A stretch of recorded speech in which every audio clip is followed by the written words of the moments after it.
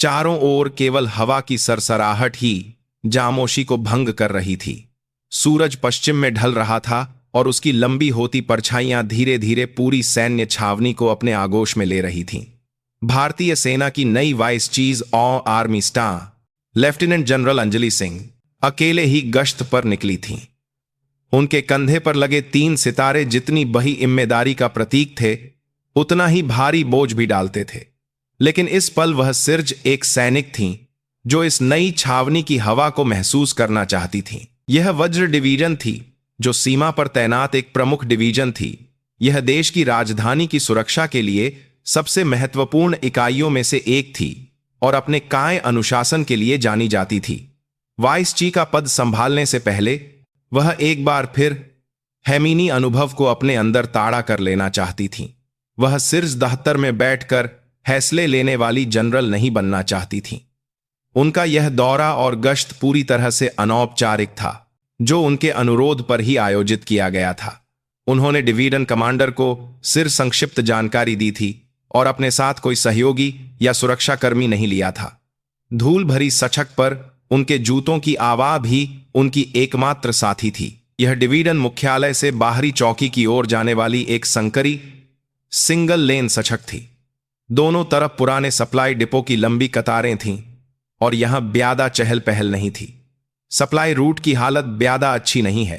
उन्होंने चलते चलते आसपास की चीजों को ध्यान से देखते हुए सोचा। डिपो की उखड़ी हुई पेंट, सड़क पर जगह जगह गड्ढे और जंग लगी बा।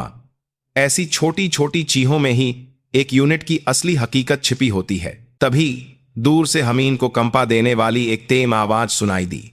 पहले तो उन्हें लगा कि शायद कोई टैंक अभ्यास शुरू हो गया है, लेकिन आवाज बहुत तेज और तीखी थी, जो तेज ही से उनकी ओर बह रही थी।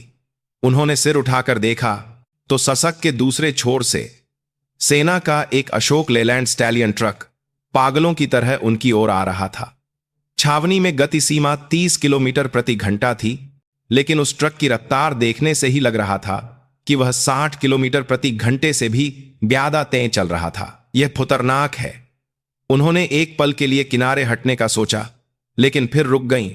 यह एक पवित्र सैन्य क्षेत्र था और इस तरह की लापरवाही नियमों का खुला उल्लंघन थी। सेना का वाहन, जो अनुशासन का प्रतीक होना चाहिए, एक हथियार की तरह दौड़ा चला आ रहा था। यह अस्वीकार्य था। जनरल अंजलि सिंह वहीं खड़ी रहीं और अपने पैरों को मजबूती से जमा लिया। यह एक मूक चेतावनी थी कि वह 1 इंच भी पीछे नहीं हटेंगी। टायरों के सहक पर घिसटने की तीखी आवाज ने उनके कानों को चीर दिया। एक भयानक शोर के साथ ट्रक उनसे बस 1 हाथ की दूरी पर आकर रुका।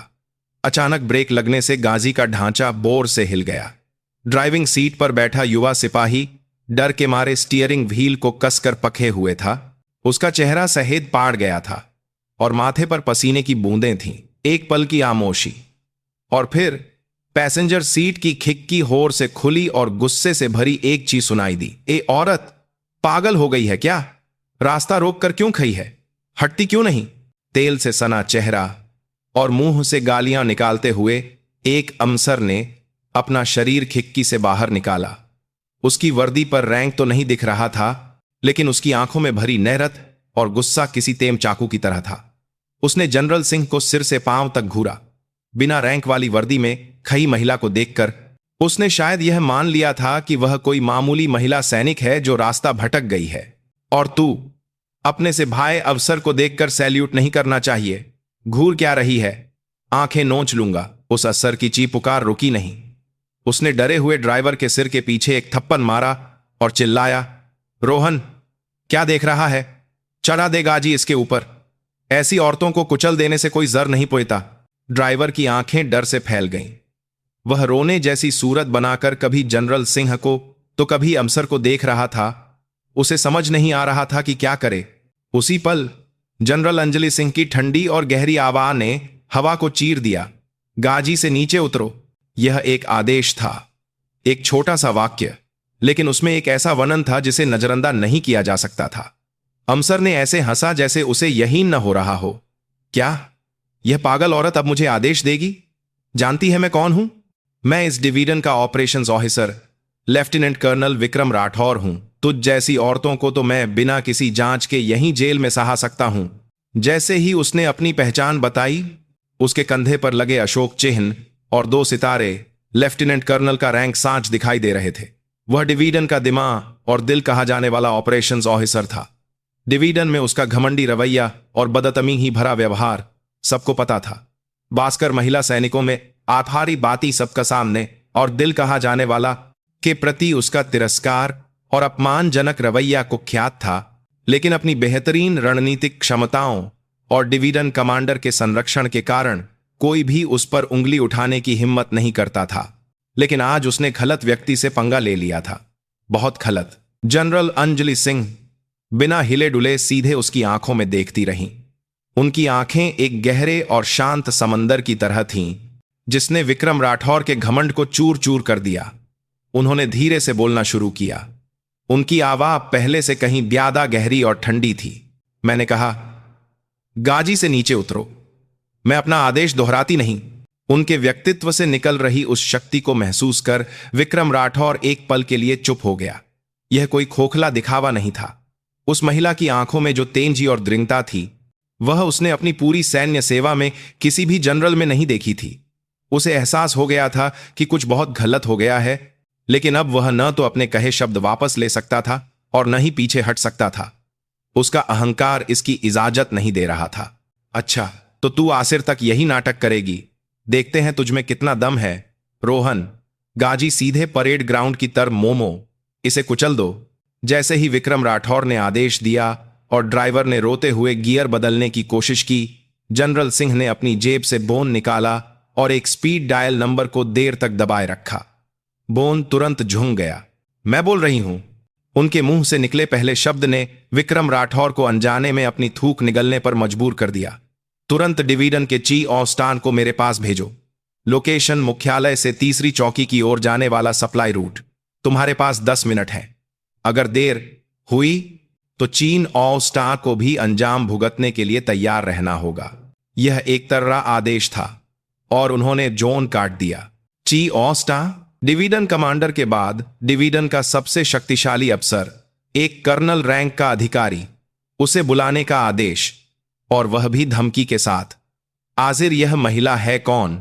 लेफ्टिनेंट कर्नल विक्रम राठौर का दिमाग सुन्न हो गया। उसके घमंड में पहली बार दरार पड़नी शुरू हो गई थी। जनरल सिंह ने भोन वापस अपनी जेब में रखा और जमे हुए विक्रम राठौर और ड्राइवर की ओर देखकर कहा, गाजी से नीचे उतरकर इंतजार करो। अभी से यह गाजी और तुम दोनों मेरे नियंत्रण में हो। मेरी इजाजत के बिना कोई भी हरकत नहीं करोगे, समझे? यह अब कोई सवाल नहीं था।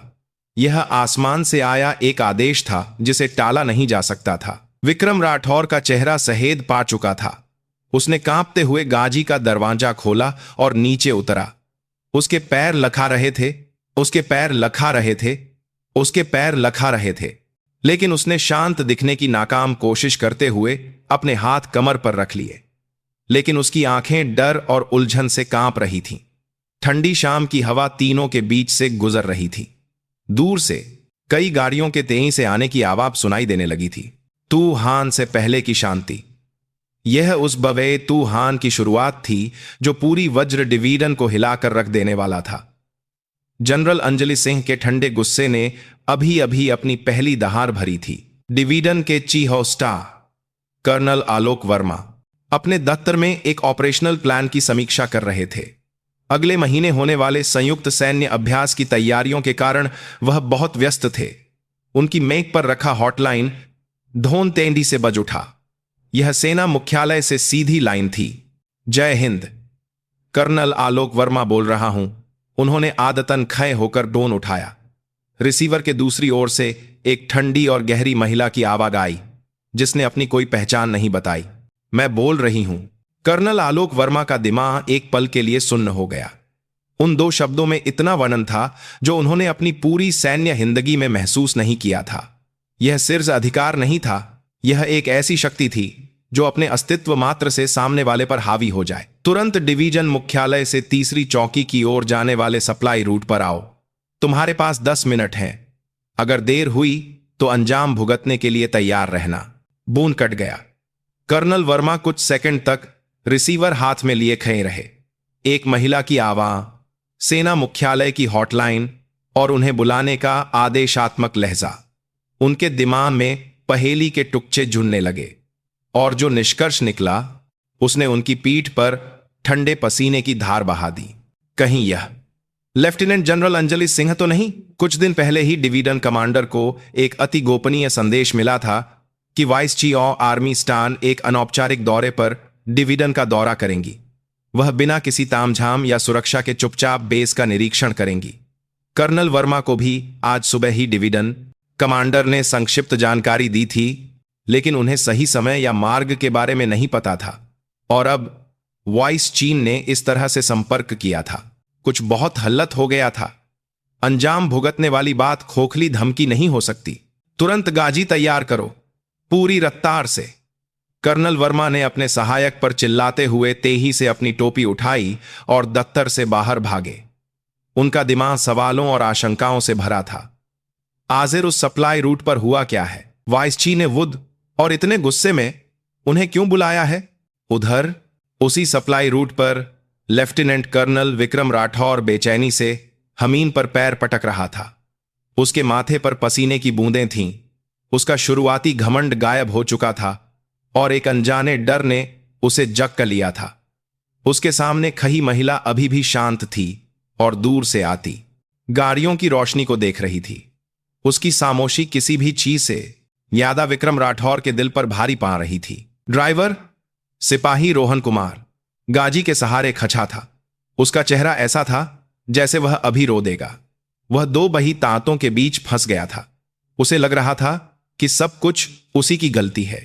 तेज रफ्तार में गाजी चलाने का गुनाह और अपने तरनाक ऑपरेशंस ऑफिसर के आदेश को न टाल पाने का गुनाह। उसे डर था कि उसकी छोटी सी सैन्य सेवा यहीं खत्म हो जाएगी। जल्द ही दो जीप धूल उड़ाती हुई उनके सामने आकर रुकी। गाजी से बेचैन दिख रहे कर्नल आलोक वर्मा उतरे। उन्होंने तेजी से स्थिति का जायजा लिया। पत्थर बना खसा विक्रम राठौर, डरा हुआ ड्राइवर और उनके सामने पहाड़ की तरह खड़ी एक अनजान महिला। उन्होंने तुरंत समझ लिया कि वह महिला ही लेफ्टिनेंट जनरल अंजलि सिंह है। वह एक ही पल में उनके सामने दौड़े और एक काकक सैल्यूट किया। जय हिंद मैम, ची ऑस्टा। कर्नल आलोक वर्मा, आपने बुलाया? मैम, जनरल सिंह ने सैल्यूट का जवाब दिया और ठंडी नजरों से उसे ऊपर से नीचे तक देखा। उनकी नजरों में भरी निराशा और गुस्से को देखकर कर्नल वर्मा ने अनजाने में अपनी सूखी थूक निगल ली। कर्नल आलोक वर्मा, तुम अपने अफसरों को कैसी ट्रेनिंग देते हो? जानते हो यह कौन है? जनरल सिंह ने विक्रम राठौर की ओर इशारा किया। कर्नल वर्मा ने मुश्किल से जवाब दिया, जी मैम, यह हमारे डिवीजन के operations officer lieutenant colonel Vikram Rathore हैं। Operations officer? तो क्या तुम्हारे डिवीजन का ऑपरेशन यह है कि एक ऑपरेशंस ऑफिसर छावनी के अंदर दोगुनी रफ्तार से गाजी चलाए और रास्ता रोकने पर बिना पहचान पूछे किसी को गालियां दे और यहां तक कि अपने ड्राइवर को एक इंसान पर गाजी चलाने का आदेश दे? जनरल सिंह की आवाज शांत थी, लेकिन उसकी तेज कर्नल वर्मा के दिल को चीर रही थी। कर्नल वर्मा का चेहरा सफेद पा गया। उन्हें एहसास हुआ कि विक्रम राठौर की हरकत उनकी कल्पना से कहीं ज्यादा भयानक थी। उन्होंने विक्रम राठौर की ओर घूर कर देखा। विक्रम राठौर का चेहरा पीला पार चुका था और उसने अपना सिर झुका लिया था। विक्रम राठौर। जनरल सिंह के बुलाने पर विक्रम राठौर का कंधा कांप गया। उसने दबी हुई आवाज में जवाब दिया, जी मैम। सिर उठाओ, मेरी आंखों में देखो। विक्रम राठौर ने मजबूरी में सिर उठाया। जैसे ही उसकी नजरें जनरल सिंह से मिलीं, उसे लगा जैसे उसके शरीर का जून जम गया हो। तुमने मुझसे क्या कहा था? दोबारा बोलो। ए औरत, रास्ता रोककर क्यों खड़ी है, यही कहा था? मैम, मैंने आपकी पहचान नहीं जानी थी। तो जिसकी पहचान न हो उसे तुम गालियां दे सकते हो, उस पर गाजी चला सकते हो? क्या यही भारतीय सेना के एक लेफ्टिनेंट कर्नल का जज्बा है? या अगर मैं कोई बिना रैंक की सिपाही या सिविलियन होती तो क्या तुम्हारा बर्ताव सही होता? उनके तार्किक सवालों का विक्रम राठौर के पास कोई जवाब नहीं था। उसकी घमंडी और विकृत मानसिकता ने उस सीमा को लांघ दिया था जिसे कभी पार नहीं करना चाहिए था। ची ऑ स्टार। जी मैम। तुरंत लेफ्टिनेंट कर्नल विक्रम राठौर को पद से हटाओ और उसे वेटिंग पर डालो। और ड्राइवर का नाम क्या है? जनरल सिंह की नजरें डरे हुए रोहन कुमार पर पड़ी।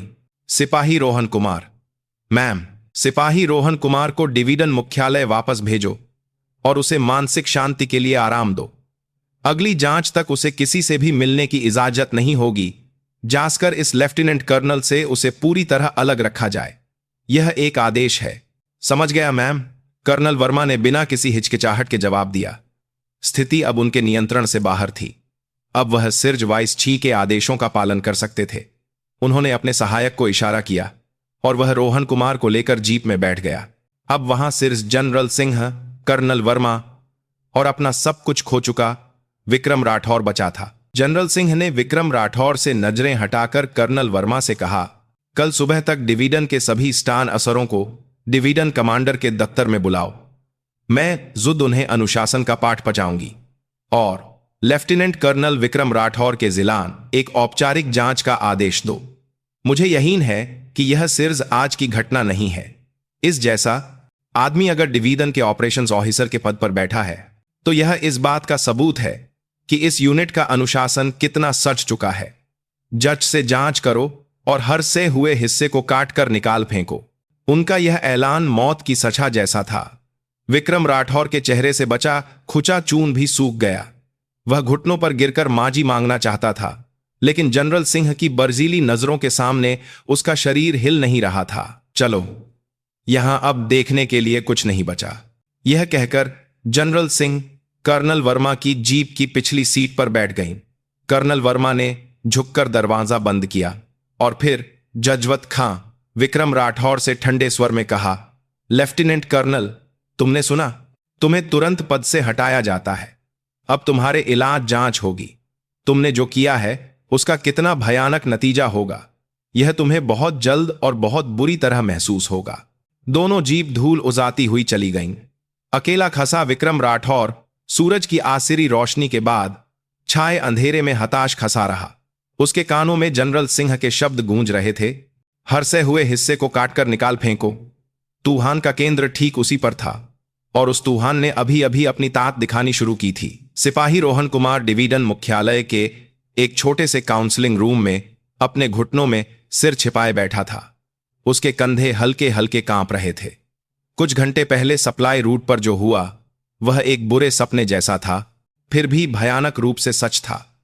चिल्लाते हुए विक्रम राठौर का चेहरा और उससे भी ज्यादा डरावनी जामोशी से उसे चुप करा देने वाली महिला जनरल का चेहरा बारी बारी से उसकी आंखों के सामने आ रहा था। जब उसे चीओ स्टां की गाजी में पता चला कि वह महिला वाइस चीओ आर्मी स्टान है तो रोहन कुमार सांस लेना ही भूल गया था।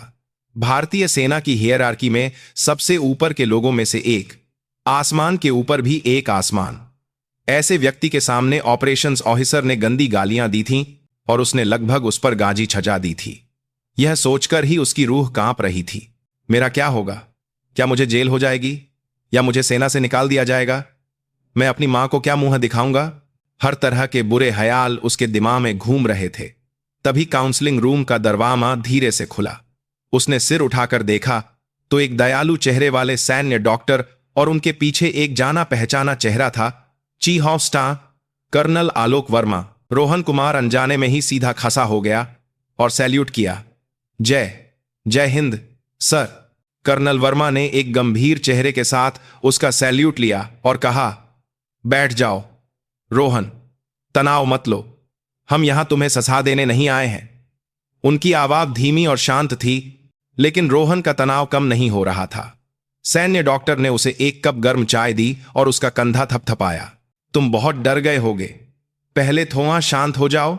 कर्नल साहब सिर्फ कुछ बातें पूछने आए हैं, जो जानते हो बस वही सच सच बता देना।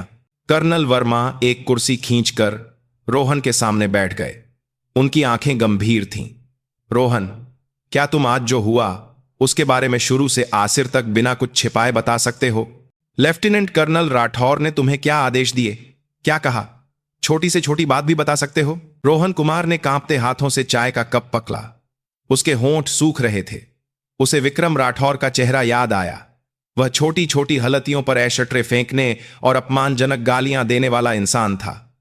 उसका डर रोहन की हड्डियों तक में समाया हुआ था। उसे डर था कि अगर उसने सच बोला तो बाद में उसे कैसा बदला चुकाना पड़ेगा। लेकिन उसी पल उसे जनरल अंजलि सिंह का चेहरा भी याद आया। उनका वह आदेश, सिपाही रोहन कुमार को मानसिक शांति के लिए आराम दो। वह एक ऐसा आदेश था जिसमें एक अजीब सी परवाह थी। उस एक वाक्य ने उसे यह महसूस कराया था कि वह सिर्फ एक इस्तेमाल की चीज नहीं, बल्कि एक सैनिक है। इस ख्याल ने उसे अजीब सी हिम्मत दी। आज दोपहर ऑपरेशंस ऑफिसर साहब के आदेश पर मैं उन्हें एक यूनिट के दौरे पर ले गया था। लौटते समय रोहन ने आखिरकार बोलना शुरू किया। उसकी आवाज कांप रही थी, लेकिन वह एक एक शब्द पर होर देकर बोल रहा था। साहब कह रहे थे कि उन्हें जल्दी डिवीजन कमांडर साहब को रिपोर्ट करना है, इसलिए वह लगातार मुझे तेज गाजी चलाने के लिए कह रहे थे। मैंने कहा कि छावनी में 30 की रफ्तार से ज्यादा नहीं चला सकते, तो उन्होंने मेरे गाल पर थप्पड़ मारा और कहा कि बकवास बंद करो और रफ्तार बढ़ाओ। कर्नल आलोक वर्मा की भौहें तन गईं। ड्राइवर के साथ मारपीट, उनका गुस्सा बांध गया। आगे बोलो। जब हम सप्लाई रूट पर थे तो सामने एक महिला अफसर खड़ी थी। मैंने तेही से गाजी रोकी तो साहब ने खिड़की खोलकर गालियां देनी शुरू कर दी। कैसी गालियां? जो कहा वही बताओ। रोहन कुछ पल के लिए हिचकिचाया। वे शब्द इतने भयानक थे कि उन्हें दोहराना भी मुश्किल था, लेकिन कर्नल वर्मा की दृढ़ नजरों को देखकर उसने अपनी आंखें बंद की और बोला, ए औरत, रास्ता रोक, हट, सैल्यूट क्यों नहीं करती? आंखें नोच लूंगा। और फिर उन्होंने मुझसे कहा कि बस गाजी छा दो। आखिरी वाक्य बोलते बोलते उसकी आवाज लगभग रोने जैसी हो गई। उस भयानक आदेश को दोहराने मात्र से उसके रोंगटे खचे हो गए थे।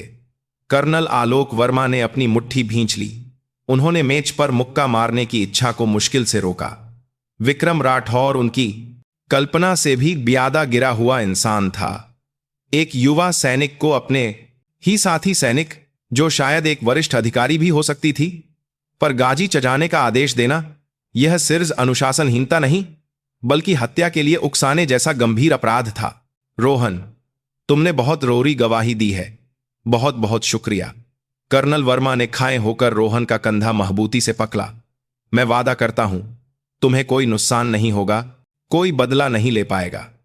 मैं डिवीजन के चीफ ऑफ स्टाफ के सम्मान की कसम खाता हूं, और वाइस चीफ मैम के सम्मान की, जिन्होंने तुम्हारी सुरक्षा का आदेश दिया है। मैं आखिर तक तुम्हारी रक्षा करूंगा, इसलिए कोई चिंता मत करो और आज रात आराम से सो जाओ। उनके इन सच्चे शब्दों को सुनकर रोहन आखिरकार अपने आंसू रोक नहीं पाया। वे डर और राहत के मिले जुले गर्म आंसू थे। उसी समय डिवीजन कमांडर के आवास पर general Anjali Singh, division commander major general Harshvardhan Rana के साथ बैठी थी। मेजर जनरल राणा का चेहरा गंभीर था। उन्हें भी कुछ देर पहले कर्नल वर्मा से पूरी घटना की रिपोर्ट मिली थी और वह सदमे में थे। मैम, मुझे मान कर दीजिए। मेरे एक अफसर ने ऐसी हरकत की है जो कभी नहीं करनी चाहिए थी। यह एक कमांडर के तौर पर मेरी नाकामी है। मेजर जनरल राणा ने गहरा झुककर कहा। जनरल सिंह ने चुपचाप चाय का एक घूंट पिया। कप नीचे रखते हुए उनकी आंखें अभी भी ठंडी थीं। यह तुम्हारी नाकामी है, यह बात सही है, लेकिन मुझे तुम्हारी मारी नहीं चाहिए। अभी हमें मारी की नहीं, समाधान की जरूरत है। मेजर जनरल, मैं इस घटना को सिर्फ लेफ्टिनेंट कर्नल विक्रम राठौर की एक गलती के तौर पर नहीं देखती। यह एक ऐसा घाव है जो बहुत पहले से साँच रहा था और अब फट गया है। ऑपरेशंस ऑफिसर जैसा व्यक्ति दिन दहाड़े छावनी के अंदर पागलों की तरह गाजी चलाता है, एक अनजान सैनिक को गंदी गालियां देता है और उसे गाजी से कुचलने का आदेश देता है, और कोई भी उसे रोक नहीं पाता। यह भयानक है। क्या यही वज्र डिवीजन की सच्चाई नहीं है? उनके शब्द चुभने वाले थे। मेजर जनरल राणा सिर नहीं उठा सके। उन्हें अपना अतीत याद आया, जब उन्होंने विक्रम राठौर के बुरे बर्ताव को जानते हुए भी उसकी ऑपरेशनल क्षमताओं की वजह से उसे नजरअंदाज कर दिया था। उसी का नतीजा आज इस भयानक घटना के रूप में सामने आया था। मैं कल डिवीजन के पूरे स्टाफ की जांच शुरू करूंगी। सिर्फ विक्रम राठौर का मामला नहीं, बल्कि यूनिट में फैले भ्रष्टाचार, अनुशासनहीनता और जांचकर महिला सैनिकों के प्रति होने वाले भेदभाव और उपेक्षा, मैं सब कुछ जद से उखाड़ फेंकूंगी। हो सकता है इस प्रक्रिया में तुम्हें लगे कि तुम्हारे अधिकार का हनन हो रहा है, लेकिन यह जरूरी है, ससे हुए घाव को सांच करने में दर्द तो होता ही है। जनरल सिंह की आवाज में समझौते की कोई गुंजाइश नहीं थी। वह सिर्फ एक बुरे अमसर को सहा देने नहीं आई थी। वह इस घटना को एक मौजे के तौर पर इस्तेमाल करके भारतीय सेना की सबसे महबूत डिवीजन के जंग लगे हिस्सों को साच करना चाहती थी। मुझे तुम्हारा सहयोग चाहिए। अगर इस प्रक्रिया में कुछ भी छिपाने या मेरी जांच में बाधा डालने की कोशिश हुई तो याद रखना मेजर जनरल, तुम्हारे कंधे पर लगे सितारे भी सुरक्षित नहीं रहेंगे। यह सिर्फ एक चेतावनी नहीं थी, यह वाइस चीज का डिवीजन कमांडर को दिया गया आखिरी अल्टीमेटम था। मेजर जनरल हर्षवर्धन राणा ने अपनी पीठ पर बहते ठंडे पसीने को महसूस करते हुए मुश्किल से कहा, मैं याद रखूंगा मैम, मैं आपके आदेशों का पूरी तरह पालन करूंगा। उस रात वज्र डिवीजन के कई अफसर सो नहीं पाए। कुछ आने वाले तूफान की आशंका से डर रहे थे तो कुछ इस उम्मीद में थे कि लंबे समय से दबे हुए अन्याय का अब अंत होगा। और इस पूरे तूफान के केंद्र में एक युवा सैनिक का कांपती आवाज में दिया गया सच का बयान था। सिपाही रोहन कुमार की गवाही उस विशाल हिले की दीवार में पड़ी पहली दरार थी जिसने सबसे कमजोर हिस्से को तोड़ा दिया था। अगली सुबह वज्र डिवीजन के मुख्यालय के कॉन्फ्रेंस हॉल में हवा बर्ज की तरह ठंडी थी। डिवीजन कमांडर से लेकर हर विभाग के स्टाफ अफसरों तक सभी बड़े अधिकारी अपनी अपनी जगह पर मौजूद थे। उनके चेहरों पर तनाव और बेचैनी साड़ झलक रही थी। जो हॉल आम तौर पर माक, मस्ती और शोर शराबे से गूंजता था, आज वहां सांस लेने की आवाज भी नहीं सुनाई दे रही थी। हॉल का दरवाजा खुला और vice chief army staff general Anjali Singh, division commander major general Harshvardhan Rana और चीज स्टार कर्नल आलोक वर्मा के साथ अंदर आए। उन्होंने कल की तरह ही सामान्य वर्दी पहनी हुई थी, लेकिन उनका व्यक्तित्व पूरे हॉल पर हावी था। जैसे ही वह मुख्य कुर्सी पर बैठी, सभी अफसरों ने खड़े होकर जय हिंद कहा। जनरल सिंह ने हल्के से सिर हिलाकर बैठने का इशारा किया। उन्होंने बिना किसी कागड़ के बस धीरे धीरे हॉल में मौजूद दर्जनों अफसरों को देखा। उनकी नजरें जहां भी रुकती, अफसर अनजाने में ही अपना सिर झुका लेते। कल इस यूनिट में एक बहुत ही दुर्भाग्यपूर्ण घटना हुई। जनरल सिंह की धीमी आवाज ने खामोशी को तोड़ा। इस डिवीजन के ऑपरेशंस ऑफिसर ने छावनी के अंदर तेजी से गाजी चलाते हुए एक महिला सैनिक को रोका, उसे ऐसी गालियां दी जिन्हें मैं दोहरा भी नहीं सकती, और उसे जान से मारने जैसा आदेश दिया। वह महिला सैनिक मैं थी। हॉल में हलचल मच गई। ज्यादातर लोगों ने सिर्फ अफवाहें सुनी थीं, लेकिन यह जानकर कि वह पीहित वुड वाइस ची थी, वे हैरान रह गए। अगर मैं वाइस ची नहीं होती तो शायद कल मेरी जान चली जाती, या शायद इससे पहले भी लेफ्टिनेंट कर्नल विक्रम राठौर जैसे लोगों के हाथों कई और पीहित कुचले गए होंगे। उन्होंने कुछ पल रुककर फिर से अफसरों को देखा। इसलिए मैं आज से वज्र डिवीजन के कमांड स्थान के हिला एक विशेष और व्यापक जांच शुरू कर रही हूं। यह जांच सिर्फ विक्रम राठौर के अपराधों तक सीमित नहीं रहेगी। यूनिट में फैले नियमों के उल्लंघन, वरिष्ठों द्वारा शक्ति का दुरुपयोग, सैनिकों के साथ अनुचित व्यवहार और खासकर महिला सैनिकों के प्रति हर तरह के भेदभाव और हिंसा की निष्पक्ष जांच की जाएगी।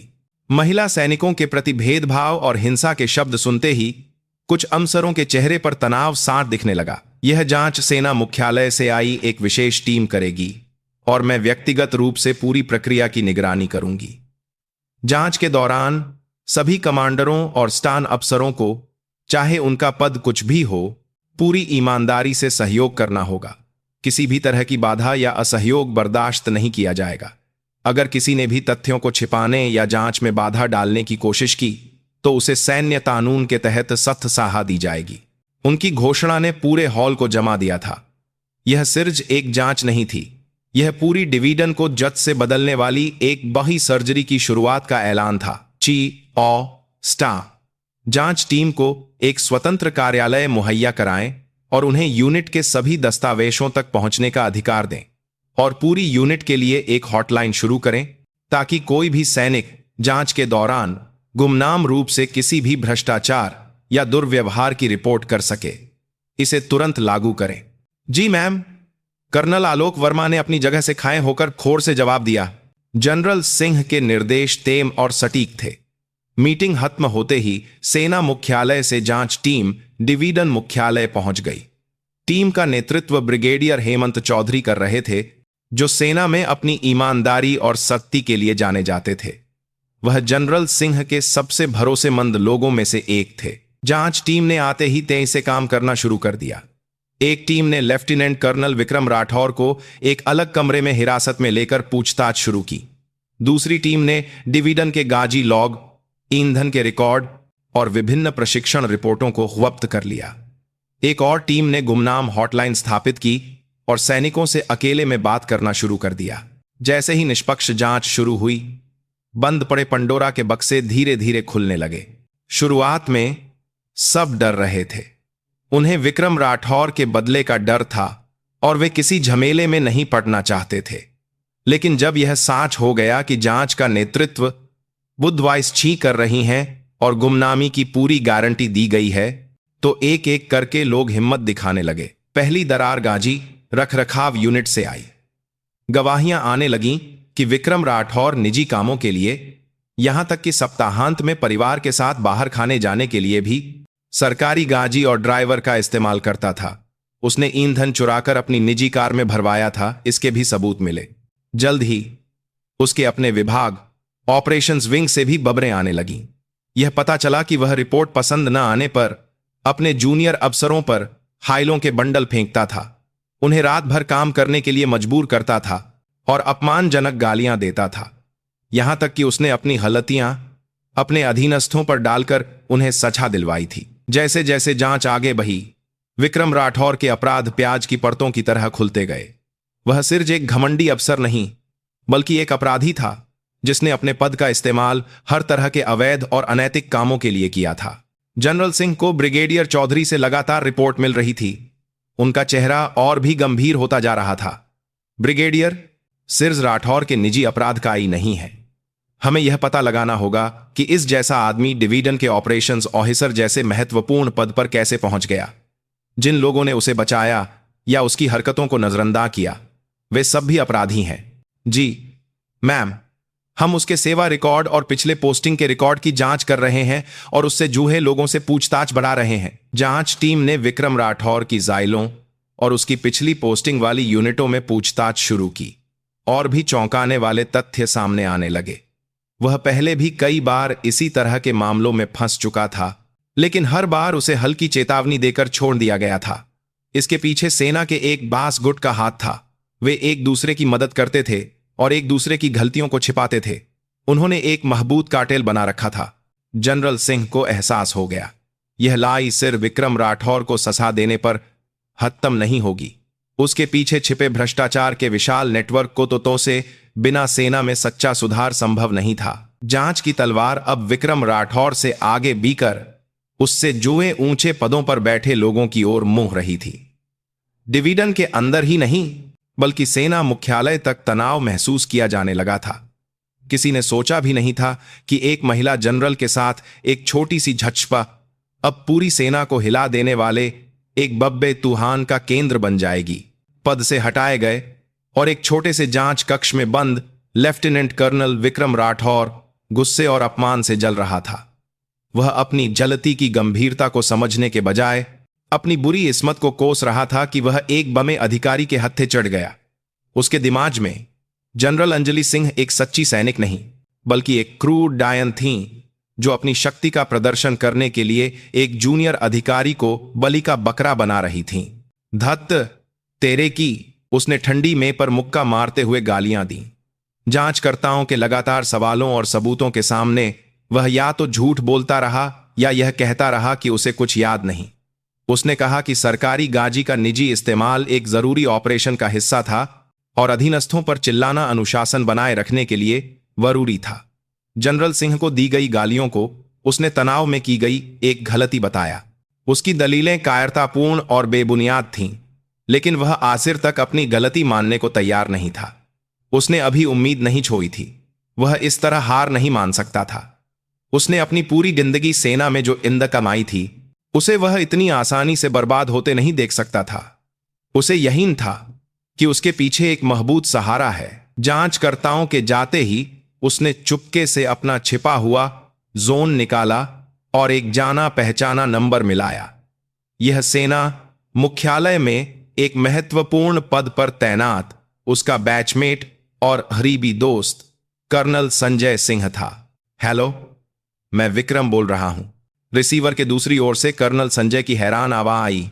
विक्रम, तुम फोन कैसे कर रहे हो? मैंने सुना है कि तुम वॉइस चीक के चक्कर में बुरी तरह फंस गए हो। सब ठीक तो है क्या? ठीक है दोस्त, मैं मरने वाला हूं। वह पागल औरत मुझे पकड़ने के लिए मुख्यालय से जांच टीम ले आई है और पूरी डिवीजन को छान रही है। क्या तुम कुछ नहीं कर सकते? रेंज विभाग में अपनी पहुंच का इस्तेमाल करके जांच को रुकवा दो या कम से कम साहा को कम करवा दो। विक्रम ने बेताबी से गिहिंगियाया, लेकिन कर्नल संजय का जवाब ठंडा था। विक्रम, तुम होश में हो या नहीं? तुम जानते हो तुम किसके इलाह हो? वह जनरल अंजलि सिंह है, एक ऐसी महिला जो किसी की नहीं सुनती। कहते हैं कि अगर वह एक बार तलवार निकाल लें तो प्रधानमंत्री भी उन्हें नहीं रोक सकते। अगर मैं इसमें पारा तो मेरी गर्दन भी चली जाएगी। लेकिन हम दोस्त हैं। मैंने तुम्हारी कितनी मदद की है इस पद तक पहुंचने में। बस एक बार, सिर्फ एक बार मेरी मदद कर दो। मैं तुम्हें बाद में इसका बड़ा इनाम दूंगा, मान करना। विक्रम, इस मामले में मैं कुछ नहीं कर सकता। यह कोई छोटा मोटा मामला नहीं है। तुम जुद ही इससे निपटो और कुछ समय तक मुझे जोन मत करना। मैं किसी जलतहमी में नहीं पड़ना चाहता। टुक टुक, फोन काट दिया गया। विक्रम हताश होकर दोनों हाथ में लिए खसा रहा। जिस रस्सी पर उसे सबसे ज्यादा भरोसा था वह टूट चुकी थी। धोखे के एहसास से उसका शरीर कांप रहा था। उसने हार नहीं मानी और दूसरे लोगों को भी होन किया। एक जूनियर जिसे उसने प्रमोशन में मदद की थी, एक रक्षा ठेकेदार जिससे उसने रिश्वत ली थी, और यहां तक कि सेना के एक गुप्त संगठन के एक सेवानिवृत्त जनरल को भी। लेकिन सबका जवाब एक ही था। वे सब जनरल अंजलि सिंह के नाम से डरते थे और उन्होंने उससे मुंह मोह लिया था। जिस नेटवर्क को वह इतना महबूत मानता था वह परम शक्ति के तूफान के सामने बिखर गया था। तब विक्रम को एहसास हुआ कि वह कितना मूर्ख था। जिन संपर्कों और शक्ति पर उसे घमंड था वे रेत के महल की तरह थे। वह अब तक इसीलिए बचता रहा था क्योंकि उसे रोकने वाली कोई बड़ी ताकत नहीं थी। निराशा ने उसे घेर लिया, लेकिन निराशा जल्द ही एक विकृत गुस्से में बदल गई। ठीक है, मैं अकेले नहीं मरूंगा, मैं सबको इस खींचज में घसीटूंगा। उसने अपना मन बदल लिया। जब जांचकर्ता वापस कमरे में आए तो विक्रम का रवैया पूरी तरह बदल चुका था। अब वह झूठ नहीं बोल रहा था। उसने एक नया पत्ता खेला। मैं अपनी सारी गलतियां मानता हूं, लेकिन यह सब सिर्फ मैंने ही नहीं किया है। उसने एक ऐसे चेहरे के साथ बोलना शुरू किया जैसे उसने सब कुछ छोड़ दिया हो। मैंने सरकारी गाजी का निजी इस्तेमाल किया, ठीक है, तो डिवीजन कमांडर साहब जो हर सप्ताहांत गोल खेलने के लिए सरकारी गाजी और ड्राइवर का इस्तेमाल करते हैं, उसका क्या? मैंने अपने अधीनस्थों पर चिल्लाया। तो ची ओ स्टार साहब ने जो पार्टी में एक महिला एनएसईओ को शराब परोसने और उसके साथ छेड़छाड़ करने की कोशिश की थी, क्या उसे आप नजरअंदाज कर देंगे? उसके इस बम फोड़ने वाले बयान से जांच कक्ष में सन्नाटा छा गया। उसने डिवीजन के सभी बचने अधिकारियों के राह एक एक करके खोलने शुरू कर दिए। उसने उन सबको खींचज में घसीटना शुरू कर दिया था जिन्होंने उसे छोड़ दिया था। उसके बयान ठोस और विस्तृत थे। उसने सान सान बताया कि कब, कहां, किसने क्या किया था। जांचकर्ताओं ने उसकी हर बात को ध्यान से दर्ज किया। विक्रम के इस आत्मघाती खुलासे ने जांच को एक नया मोह दे दिया। अब जांच की तलवार सिर्फ विक्रम तक ही सीमित नहीं रही, बल्कि डिवीजन कमांडर और ची ओ स्टान सहित पूरे कमांड स्टान की ओर मुड़ गई थी। भ्रष्टाचार की जजें जनरल सिंह की कल्पना से कहीं ज्यादा गहरी और फैली हुई थीं। विक्रम तो उस सही हुई जज का सिर्फ एक हिस्सा था, पूरी जज नहीं। जनरल अंजलि सिंह ने ब्रिगेडियर चौधरी से विक्रम के नए बयानों की रिपोर्ट सुनी और ठंडे मन से मुस्कुराए। आखिरकार उसने अपने ही पैर पर कुल्हाड़ी मार ली। अच्छा हुआ, वैसे भी ससाई करनी ही थी, अब एक बेई ससाई हो जाएगी। वह अपनी जगह से उठी। ब्रिगेडियर विक्रम राठौर के बयानों के आधार पर सभी संबंधित लोगों को बुलाओ। डिवीजन कमांडर को भी नहीं छोड़ना। अब से यह एक ऐसी जंग है जिसमें कोई रियायत नहीं होगी। जब तक यह सही हुई जज पूरी तरह उखड़ नहीं जाती, हम नहीं रुकेंगे। विक्रम का नीचतापूर्ण दाम आखिरकार उसे और उसके पूरे भ्रष्ट समूह को बर्बादी की ओर ले जाने वाला एक ट्रिगर बन गया। उसने जुद को बचाने के लिए अपने साथियों को धोखा दिया, लेकिन इसका नतीजा सिर सबका एक साथ डूबना था। वज्र डिवीजन की महबूब दिखने वाली दीवारें अब एक अंदरूनी धोखेबान के कारण तेजी से ढह रही थीं। यह हैबर की वाइस ची की विशेष जांच अब पूरे डिवीजन कमांड को निशाना बना रही है, तेजी से पूरी यूनिट में फैल गई। शुरुआत में संदेह करने वाले सैनिक और जूनियर अधिकारी भी जब यह सुनने लगे कि डिवीजन कमांडर और चीफ ऑफ स्टाफ तक से पूछताछ हो रही है, तो वे भी हैरान रह गए। यूनिट की गुमनाम हॉटलाइन पर शिकायतों की बाम आ गई और जांच टीम के दफ्तर के बाहर अपनी शिकायतें दर्ज कराने वाले सैनिकों की पातारें लगने लगीं।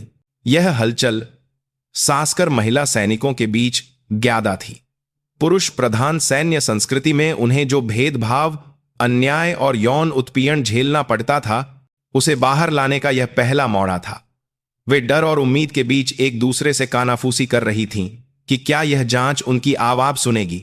सुना है, विक्रम राठौर महिला सैनिकों को शराब परोसने और डांस करने के लिए मजबूर करता था। यह अफवाह नहीं, सच है। मेरी एक दोस्त इसी वजह से नौकरी छोड़ने का सोच रही थी। काश इस बार सब कुछ सामने आ जाए। मैं तंग आ चुकी हूं। इस सब के केंद्र में इन्फेंट्री यूनिट की intelligence officer captain Meera Sharma थीं। वह एक प्रतिभाशाली अधिकारी थीं जिन्होंने अकादमी से बेहतरीन अंकों के साथ स्नातक किया था, लेकिन उनके दिल में भी एक गहरा वख्म था जो लेफ्टिनेंट कर्नल विक्रम राठौर से जुड़ी एक भयानक याद थी। 2000 कर्नल, एक साल पहले जब वह लेफ्टिनेंट थीं, डिवीजन की एक पार्टी में विक्रम राठौर ने नशे में धुत होकर उनके साथ छेड़छाड़ करने की कोशिश की थी। उसने दूसरे पुरुष अधिकारियों के सामने कहा था कि तुम एक सैनिक नहीं बल्कि एक औरत लगती हो, और बर्दस्ती उनके कंधे पर हाथ रखकर शराब पीने के लिए मजबूर किया था। जब कैप्टन शर्मा ने असहज होकर वहां से जाने की कोशिश की तो उसने चिल्लाते हुए उनका रास्ता रोक लिया था। एक जूनियर होकर सीनियर की दी हुई शराब को मना करती है। उस दिन का अपमान और डर उनके लिए एक गहरा सदमा बन गया था। वह औपचारिक रूप से शिकायत करना चाहती थीं, लेकिन सबने उन्हें रोक दिया। मामले को बढ़ाओ मत, तुम ही बुरी बन जाओगी। अगर विक्रम राठौर से दुश्मनी मोल ली तो तुम्हारा करियर खत्म हो जाएगा। इन धमकियों और सलाहों के बीच उन्हें चुप रहना पड़ा। उस घटना के बाद वह और भी ज्यादा जुद को छिपाने लगी और पुरुषों से भी ज्यादा सख्त बनकर अपनी नौकरी करती रहीं। फिर उन्होंने सुना कि विक्रम राठौर को पद से हटा दिया गया है और उसके इलाज जांच हो रही है, और जांच की प्रमुख एक महिला जनरल अंजलि सिंह है। कैप्टन मीरा शर्मा के दिल में दबे हुए गुस्से के साथ उम्मीद की एक छोटी सी किरण जगी। शायद इस बार कुछ अलग हो। उन्होंने कई रातें सोचकर बिताईं।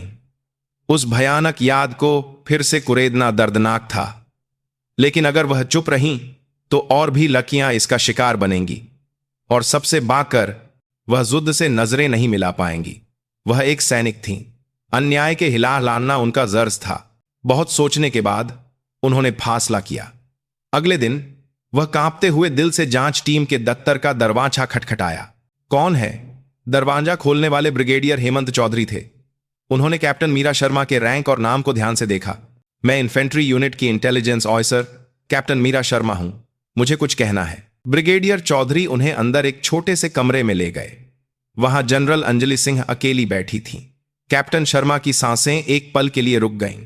उन्होंने कभी नहीं सोचा था कि वह इस महान हस्ती से इतनी करीब से मिलेंगी। जनरल सिंह ने कागों से नजरें हटाईं और एक नरम लेकिन महबूत नजरों से उन्हें देखा। कैप्टन मीरा शर्मा, बैठो। मैंने सुना है तुम्हें कुछ कहना है। उनकी आवाज कैप्टन शर्मा की सोच से कहीं ज्यादा नर्म थी। उस आवाज से हिम्मत पाकर कैप्टन शर्मा ने बोलना शुरू किया। Ma'am, operations officer lieutenant colonel Vikram Rathore ने मेरे साथ यौन उत्पीड़न किया है। यह एक वाक्य कहने में उनकी सारी ताकत लग गई, लेकिन एक बार जब शब्द बाहर आ गए तो उनके अंदर दबी हुई सारी भावनाएं और तथ्य एक सैलाब की तरह बह निकले। उन्होंने उस पार्टी में जो कुछ भी हुआ था उसे कांपती आवाज में विस्तार से बताया। विक्रम राठौर की घिनौनी हरकतें, वहां मौजूद पुरुष अधिकारियों की चुप्पी, और जब उन्होंने शिकायत करने की कोशिश की तो उन्हें रोकने वाले सीनियर्स की बातें। जनरल सिंह ने चुपचाप उनकी पूरी कहानी सुनी। उन्होंने कोई सवाल नहीं किया, कोई मूल्यांकन नहीं किया, बस गहरी सहानुभूति भरी नजरों से उन्हें देखती रहीं। जब कैप्टन शर्मा की गवाही खत्म हुई तो कमरे में एक भारी खामोशी छा गई। कैप्टन शर्मा सिर झुकाए रो रही थीं। कुछ देर बाद जनरल सिंह ने धीरे से कहा, कैप्टन, इतनी मुश्किल बात बताने के लिए शुक्रिया। तुमने अकेले कितना दर्द सहा होगा, मैं इसका अंदाजा भी नहीं लगा सकती। वह अपनी जगह से उठी और कैप्टन शर्मा के कंधे पर हाथ रखा। लेकिन तुम्हारी यह हिम्मत कभी बेकार नहीं जाएगी। तुम्हारी गवाही विक्रम राठौर के घिनौने चेहरे को बेनकाब करने में एक मजबूत सबूत बनेगी, और यह तुम जैसी दूसरी पीड़ितों को भी हिम्मत देगी। जनरल सिंह की आंखें पहले से कहीं ज्यादा दृढ़ थीं। मैं वादा करती हूं, मैं इस मामले की सच्चाई को पूरी तरह सामने लाऊंगी, और न सिर्फ अपराधी बल्कि उन सभी लोगों को भी सजा दिलवाऊंगी जिन्होंने इसे देखा और छिपाने की कोशिश की। इसीलिए अब और डरो मत और अकेले दर्द मत सहो। मैं और यह सेना तुम्हारी रक्षा करेंगे। कैप्टन मीरा शर्मा ने सिर उठाकर जनरल सिंह को देखा। उनकी आंखों में अब डर नहीं बल्कि एक मजबूत संकल्प था। एक व्यक्ति की साहसी गवाही ने लंबे समय से रिस रहे जख्म को खोल दिया था और उसके इलाज की शुरुआत कर दी थी। कैप्टन मीरा शर्मा की गवाही ने जांच को एक नया मोड़ दे दिया। जांच टीम ने तुरंत उस पार्टी में शामिल सभी अधिकारियों को बुलाकर पूछताछ शुरू कर दी। शुरुआत में सब चुप रहे, लेकिन कैप्टन शर्मा की ठोस गवाही और जनरल सिंह के दृढ़ इरादे के सामने एक एक करके सबने सच उगलना शुरू कर दिया। एक दबी हुई आवाज अब एक बही गूंज बन रही थी। जैसे जैसे छिपे हुए जख्म सामने आने लगे, विक्रम राठौर और उसके संरक्षकों द्वारा बनाया गया झूठ का महल तेजी से ढहने लगा। Division commander major general Harshvardhan Rana अपने दफ्तर में बेचैनी से टहल रहे थे। जनरल अंजलि सिंह के आने के कुछ ही दिनों में पूरी यूनिट में भूचाल आ गया था। जिस ऑपरेशंस ऑफिसर पर उन्हें सबसे ज्यादा भरोसा था, वह हर तरह के अपराधों का केंद्र निकला और अब जांच की तलवार उनकी गर्दन तक पहुंच रही थी। विक्रम राठौर के खुलासों के कारण उन्हें भी जांच टीम के सामने पेश होना पड़ा था। सप्ताहांत में गोल्ड के लिए सरकारी गाजी का इस्तेमाल, एक छास एनएसईओ के प्रमोशन के लिए सिफारिश, जो बातें अब तक सामान्य लगती थीं, वे अब कानून की नजर में अपराध बन गई थीं। बेशक वह कुछ हद तक खुद को निर्दोष भी महसूस कर रहे थे। डिवीजन कमांडर की जिम्मेदारियां बहुत बड़ी थीं। हजारों सैनिकों और उनके परिवारों की देखभाल और देश की सुरक्षा की पहली पंक्ति में खड़े रहने के दबाव में उन्होंने कभी कभी नियमों से परे जाकर लचीलापन दिखाने को सही माना था। उन्होंने विक्रम राठौर के बुरे बर्ताव को जानते हुए भी उसकी क्षमताओं को ज्यादा महत्व दिया था और सोचा था कि यह डिवीजन की ताकत बनाए रखने के लिए जरूरी है। लेकिन जनरल अंजलि सिंह के आने से सब कुछ बदल गया था। वह परंपरा के नाम पर होने वाले भ्रष्टाचार को बर्दाश्त नहीं करती थीं और कुशलता के नाम पर होने वाले अन्याय को सीधे चुनौती देती थीं। उनके लिए सिर्फ नियम और न्याय ही मायने रखते थे। गलती कहां से शुरू हुई? मेजर जनरल राणा गहरी सोच में डूब गए। उन्होंने अपनी पूरी जिंदगी सेना को समर्पित कर दी थी। उन्होंने देश के लिए अपनी जवानी कुर्बान कर दी थी और उन्हें गर्व था कि उन्होंने एक सैनिक के रूप में कभी भी अपने सम्मान को नहीं भुलाया। लेकिन क्या वह भरमा कर अनजाने में ही इस गंदे पानी के इतने आदी हो गए थे कि सही और गलत के बीच का एरा ही भूल गए? उनकी चिंता को कैप्टन मीरा शर्मा की यौन उत्पीड़न की गवाही ने और भी गहरा कर दिया था। रिपोर्ट पाते ही उन्हें असहनीय गुस्से के साथ साथ एक कमांडर के रूप में गहरी शर्मिंदगी महसूस हुई। जब उनकी कमान में एक महिला अधिकारी ऐसी भयानक घटना से गुजर रही थी, तब वह क्या कर रहे थे? विक्रम की हरकतों को पहले न रोक पाना और एक ऐसा माहौल बनाना जहां पीड़ित डर के मारे चुप रहने पर मजबूर हो जाए। उन्हें लगा कि इन सब के लिए वही जिम्मेदार हैं। वह एक चौराहे पर खड़े थे। क्या उन्हें इस मामले को कम से कम नुकसान के साथ निपटाकर अपनी कुर्सी बचानी चाहिए, या सारी जिम्मेदारी लेकर वर्दी उतार देनी चाहिए, या फिर एक तीसरा रास्ता है, जनरल अंजलि सिंह के सुधारों में शामिल होकर एक कमांडर के रूप में अपनी आजिरी जिम्मेदारी निभाते हुए इससे हुए घाव को जुद्सान करना? कई रातें जागकर सोचने के बाद उन्होंने आखिरकार एक फैसला किया। उन्होंने जनरल अंजलि सिंह से मिलने का अनुरोध किया। देर रात डिवीजन कमांडर के आवास पर वे दोनों फिर से मिले। मेजर जनरल राणा पहले से कुछ कमजोर दिख रहे थे, लेकिन उनकी आंखों में पहले से कहीं ज्यादा दृढ़ता और सच्चाई थी। मैम, मुझे कुछ कहना है, उन्होंने सीधे मुद्दे पर आते हुए कहा। मैं इस पूरी घटना की सारी जिम्मेदारी लेता हूं। मुझे यूनिट की समस्याओं को बहुत पहले ही समझकर ठीक करना चाहिए था। लेफ्टिनेंट कर्नल राठौर को सही तरीके से नियंत्रित न कर पाना और अपने सैनिकों के दर्द को न समझ पाना, यह सब मेरी नाकामी है। वह अपनी जगह से उठे और जनरल सिंह के सामने गहरा झुक गए। इसीलिए इस जांच के खत्म होते ही मैं खुद अपनी जिम्मेदारी लेते हुए इस्तीहा दे दूंगा।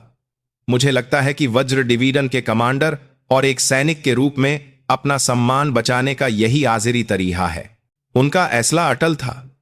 जनरल सिंह ने उन्हें कुछ पल चुपचाप देखा, जैसे उन्हें इसकी उम्मीद न हो। मेजर जनरल, क्या तुम यह सच में कह रहे हो? यह तुम्हारे पूरे करियर का सवाल है। हाँ मैम, मैं अपनी कुर्सी बचाने के लिए बहाने बनाने वाला या अपने अधीनस्थों पर जिम्मेदारी डालने वाला कायर कमांडर नहीं बनना चाहता, लेकिन आखिर में मुझे एक काम करना है। मेजर जनरल राणा वापस अपनी कुर्सी पर बैठे और एक दृढ़ आवाज में बोले, विक्रम राठौर सहित इस जांच में सामने आए सभी अपराधों को मैं अपने हाथों से निपटाना चाहता हूं। मेरे अधीनस्थों ने जो गलतियां की हैं, उनकी साझा मैं झुद दूंगा। यह एक कमांडर के रूप में मेरा आखिरी अरबात है। मैं आपसे अनुरोध करता हूं कि आप मुझे यह मौका दें। उन्होंने जनरल सिंह के सुधारों का विरोध करने के बजाय उस सुधार का हिस्सा बनने का ऐलान कर दिया था। भले ही इसका अंत उनके अपमानजनक इस्तीफे के रूप में हो, लेकिन वह आखिरी पल तक एक कमांडर की जिम्मेदारी निभाना चाहते थे। उनके इस रूप में जनरल सिंह ने एक सच्चे सैनिक की छवि देखी। जनरल सिंह ने उन्हें देर तक देखा और फिर धीरे से कहा, ठीक है, मैं तुम्हारे फैसले का सम्मान करती हूं। मैं तुम्हें वज्र डिवीजन के कमांडर के रूप में सब कुछ ठीक करने का आखिरी मौका दूंगी, लेकिन याद रखना, तुम्हें बिना किसी नरमी या समझौते के सिर्फ सैन्य कानून और नियमों के अनुसार ही कार्रवाई करनी होगी। क्या तुम यह कर सकते हो? मैं याद रखूंगा मैम। मैं अपनी पूरी ताकत लगाकर वज्र डिवीजन के सहे हुए हिस्से को काट कर फेंक दूंगा। उस दिन के बाद मेजर जनरल हर्षवर्धन राणा पूरी तरह बदल गए। उन्होंने जांच टीम को पूरा सहयोग देने का वादा किया और साथ ही डिवीजन के अंदर एक टास्क फोर्स बनाकर बड़े पैमाने पर सुधार शुरू कर दिए। वह अब अपनी चिंता करने वाले एक कमजोर कमांडर नहीं थे। सब कुछ छोड़ देने वाले व्यक्ति में जो दृढ़ता और संकल्प होता है, उसके साथ उन्होंने अपने हाथों से ही सहे हुए घाव को कुरेदना शुरू कर दिया। एक कमांडर की यह पीआर डिवीजन को बर्बादी के बजाय शुद्धि के रास्ते पर ले जाने वाला एक महत्वपूर्ण मोड़ बन गई। उनका यह भारी फैसला संकट में फंसी वज्र डिवीजन को फिर से खसा करने की आखिरी उम्मीद की किरण थी। मेजर जनरल हर्षवर्धन राणा के पूर्ण सहयोग और संकल्प ने जांच को एक नई गति दी। वह अब सिर्फ एक दर्शक या पीड़ित नहीं थे, वह जनरल सिंह के साथ भ्रष्टाचार को मिटाने वाले एक सुधारक बन गए थे। उनके इस बदलाव ने पूरी डिवीजन को एक मजबूत संदेश दिया। अब कुछ भी छिपाया नहीं जा सकता। इस बदलाव पर सबसे पहली प्रतिक्रिया उन लोगों ने दी जिन्हें लंबे समय से चुप रहने के लिए मजबूर किया गया था। जास्कर कैप्टन मीरा शर्मा की साहसी गवाही ने दूसरी महिला सैनिकों पर गहरा असर डाला। यह देखकर कि उन्हें कोई नुकसान नहीं हुआ, बल्कि वाइस चीन और डिवीजन कमांडर की सुरक्षा में वह सच को सामने लाने का केंद्र बन गई हैं, दूसरी पीड़ितों को भी हिम्मत मिली कि मैं भी बोल सकती हूं। कैप्टन शर्मा की गवाही के बाद जांच टीम को विक्रम राठौर से इसी तरह की पीड़ित कई और महिला सैनिकों की शिकायतें मिलने लगीं। पार्टियों में भद्दी बातें करना, अनावश्यक रूप से छूना, काम के बहाने निजी मुलाकात के लिए मजबूर करना, उसकी घिनौनी हरकतों का कोई अंत नहीं था। इनमें से जांच टीम का ध्यान ऑपरेशंस विंग में दस्तावेज क्लर्क के रूप में काम करने वाली हवलदार सुनीता देवी की शिकायत ने खींचा।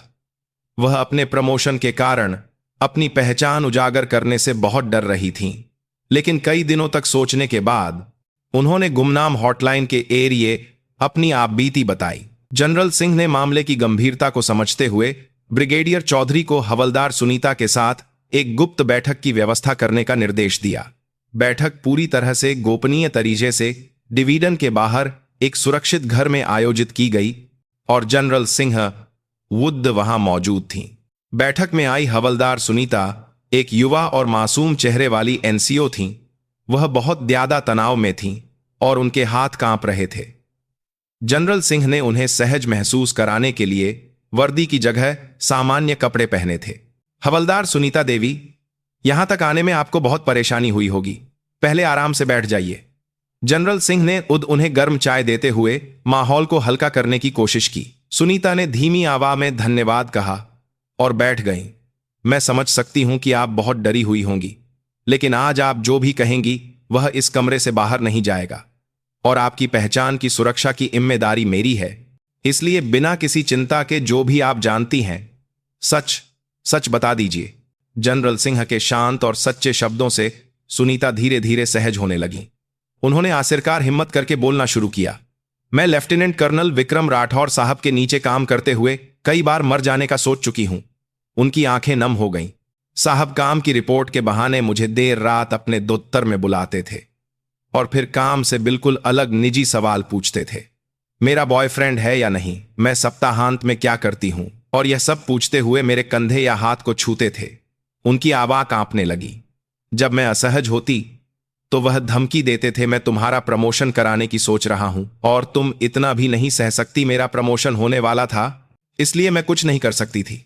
बस मुस्कुराकर सहने के अलावा मेरे पास कोई चारा नहीं था। उनकी गवाही चौंकाने वाली थी। विक्रम राठौर ने अपने पद का इस्तेमाल करके सिर्फ यौन उत्पीड़न ही नहीं बल्कि प्रमोशन के नाम पर ब्लैकमेलिंग जैसा गंभीर अपराध भी किया था। फिर एक रात, उस दिन भी मैं देर तक काम कर रही थी, जब साहब नशे में धुत होकर मेरे दफ्तर में आए। उन्होंने दरवाजा बंद कर दिया और मुझ पर हमला करने की कोशिश की। सुनीता अब और नहीं बोल सकी और सिसकने लगी। उस रात का भयानक डर जैसे फिर से तारा हो गया हो। उनका पूरा शरीर कांप रहा था। जनरल सिंह ने चुपचाप उनके पास जाकर उन्हें गले लगा लिया।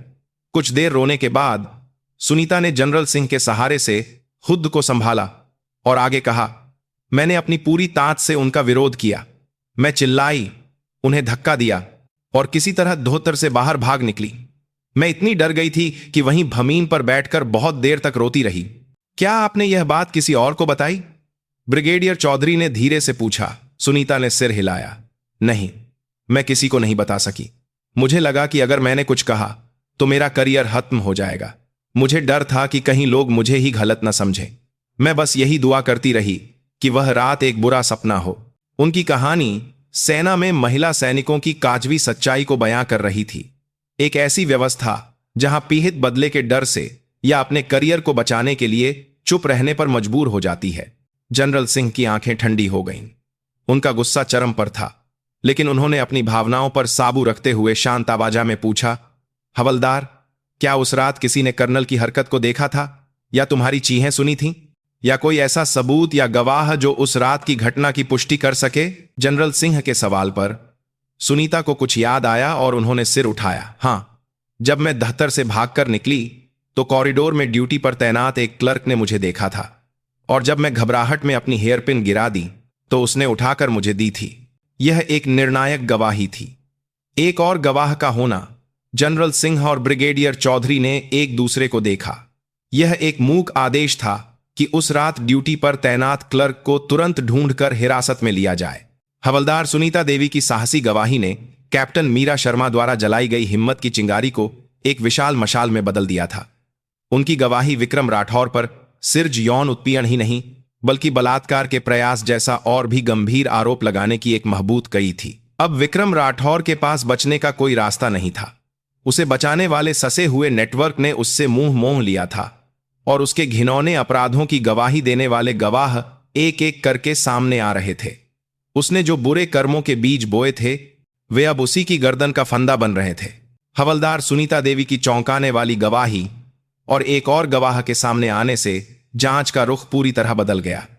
जांच टीम ने तुरंत उस रात ड्यूटी पर तैनात क्लर्क सिपाही प्रकाश सिंह को ढूंढकर एक गुप्त पूछताछ की।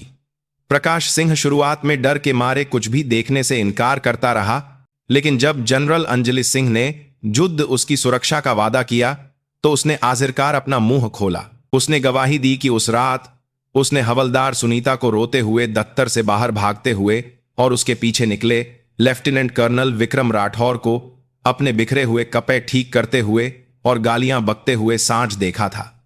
उसने यह भी स्वीकार किया कि उसने कमीन पर बाज की हवलदार सुनीता की हेयर पिन उठाकर उसे दी थी। उसकी गवाही ने सुनीता के बयान को और भी मजबूत कर दिया।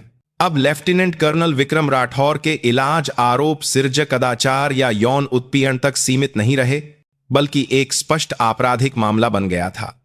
ब्रिगेडियर हेमंत चौधरी ने जनरल सिंह को रिपोर्ट दी कि विक्रम राठौर को तुरंत सैन्य पुलिस को सौंप देना चाहिए, लेकिन जनरल सिंह ने सिर हिलाया। अभी नहीं ब्रिगेडियर, यह काहि नहीं है। मैं सिर्फ विक्रम राठौर को सजा देकर इस मामले को खत्म नहीं करना चाहती। मैं उस पूरे सिस्टम को जद से उखाड़ना चाहती हूं जिसने उसे बचाया, उसके अपराधों को नजरअंदाज किया और उसे आज का यह राक्षस बनाया। जनरल सिंह की नौरें बहुत दूर देख रही थीं। वह समझ चुकी थीं कि यह मामला सिर्फ एक व्यक्ति की गलती नहीं, बल्कि पूरे सैन्य संगठन की एक संरचनात्मक समस्या का नतीजा है। विक्रम राठौर के अतीत की जांच करो, उसके सेवा रिकॉर्ड, पिछली पोस्टिंग में उसकी प्रतिष्ठा और उसके ऐलान हुई अनुशासनात्मक कार्रवाइयों की छानबीन करो। मुझे यकीन है कि यह पहली बार नहीं हुआ होगा। कहीं ना कहीं कोई न कोई अमिट निशान जरूर बचा होगा। उनके निर्देश पर जांच टीम ने विक्रम राठौर के पूरे सैन्य करियर की छानबीन शुरू कर दी। उन्होंने उसके अकादमी के दिनों से लेकर उसकी हर पोस्टिंग पर उसके सहकर्मियों और अधीनस्थों से पूछताछ की। यह प्रक्रिया आसान नहीं थी। ज्यादातर लोग पुरानी बातों को कुरेदना नहीं चाहते थे और जासकर विक्रम राठौर के बदले के डर से मुंह नहीं खोल रहे थे, लेकिन जांच टीम ने हार नहीं मानी। सेना मुख्यालय के अधिकार का इस्तेमाल करते हुए उन्होंने एक एक करके लोगों को सच बोलने के लिए राय किया और आखिरकार बंद पड़ा पंडोरा का बक्सा खुलने लगा। हैरानी की बात यह थी कि विक्रम राठौर पहले भी कई बार इसी तरह के मामलों में अनुशासनात्मक समिति के सामने पेश हो चुका था। जब वह मेजर था तो उसने एक जूनियर महिला अधिकारी को लगातार निजी मुलाकात के लिए मजबूर किया था और मना करने पर उसे प्रशिक्षण मूल्यांकन में खराब ग्रेड दिए थे। लेकिन उस समय के डिवीजन कमांडर ने यह कहकर उसे एक मामूली सजा देकर छोड़ दिया था कि एक होनहार अधिकारी का भविष्य बर्बाद नहीं किया जा सकता। जब वह लेफ्टिनेंट कर्नल बना तो एक पार्टी में उसने एक महिला नागरिक कर्मचारी के साथ छेड़छाड़ की थी, जिसके लिए उस पर मुकदमा भी हुआ था। लेकिन इस बार भी उसने सेना में अपनी महबूत पहुंच का इस्तेमाल करके पीड़ित के साथ समझौता कर लिया और मामला चुपचाप दबा दिया गया।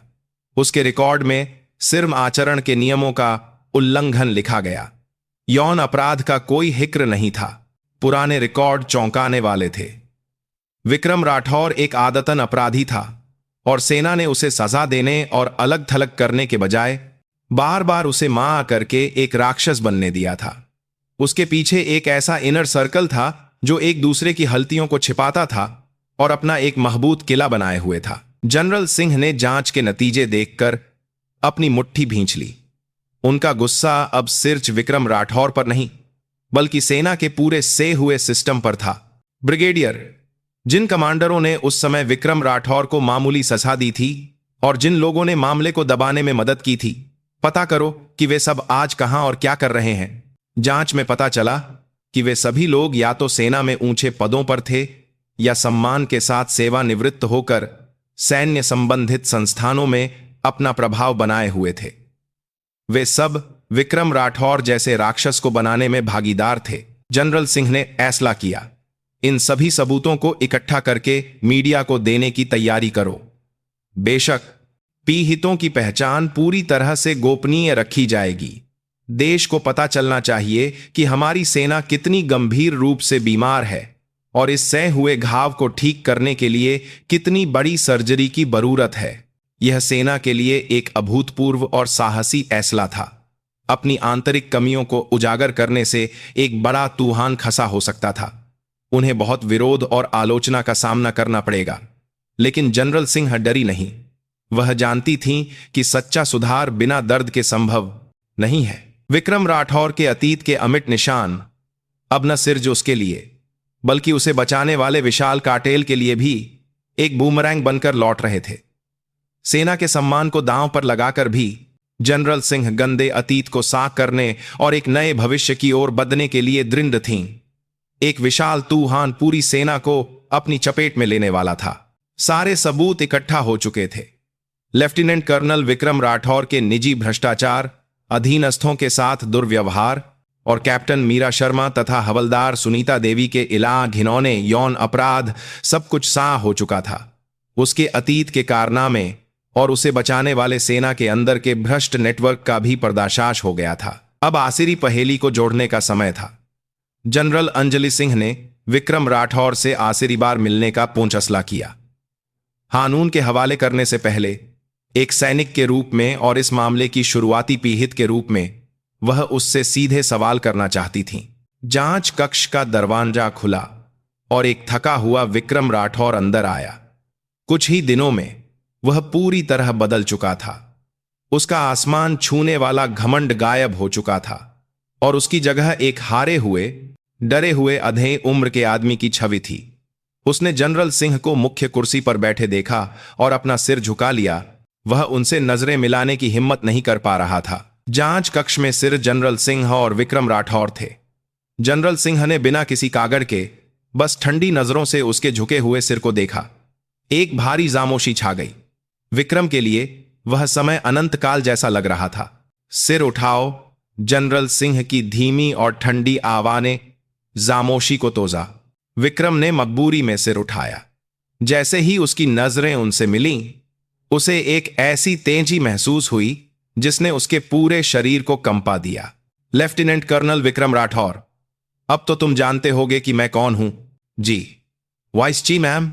अगर उस दिन मैं वॉइस ची न होकर कोई सामान्य महिला एनएससीओ या नागरिक कर्मचारी होती तो क्या होता?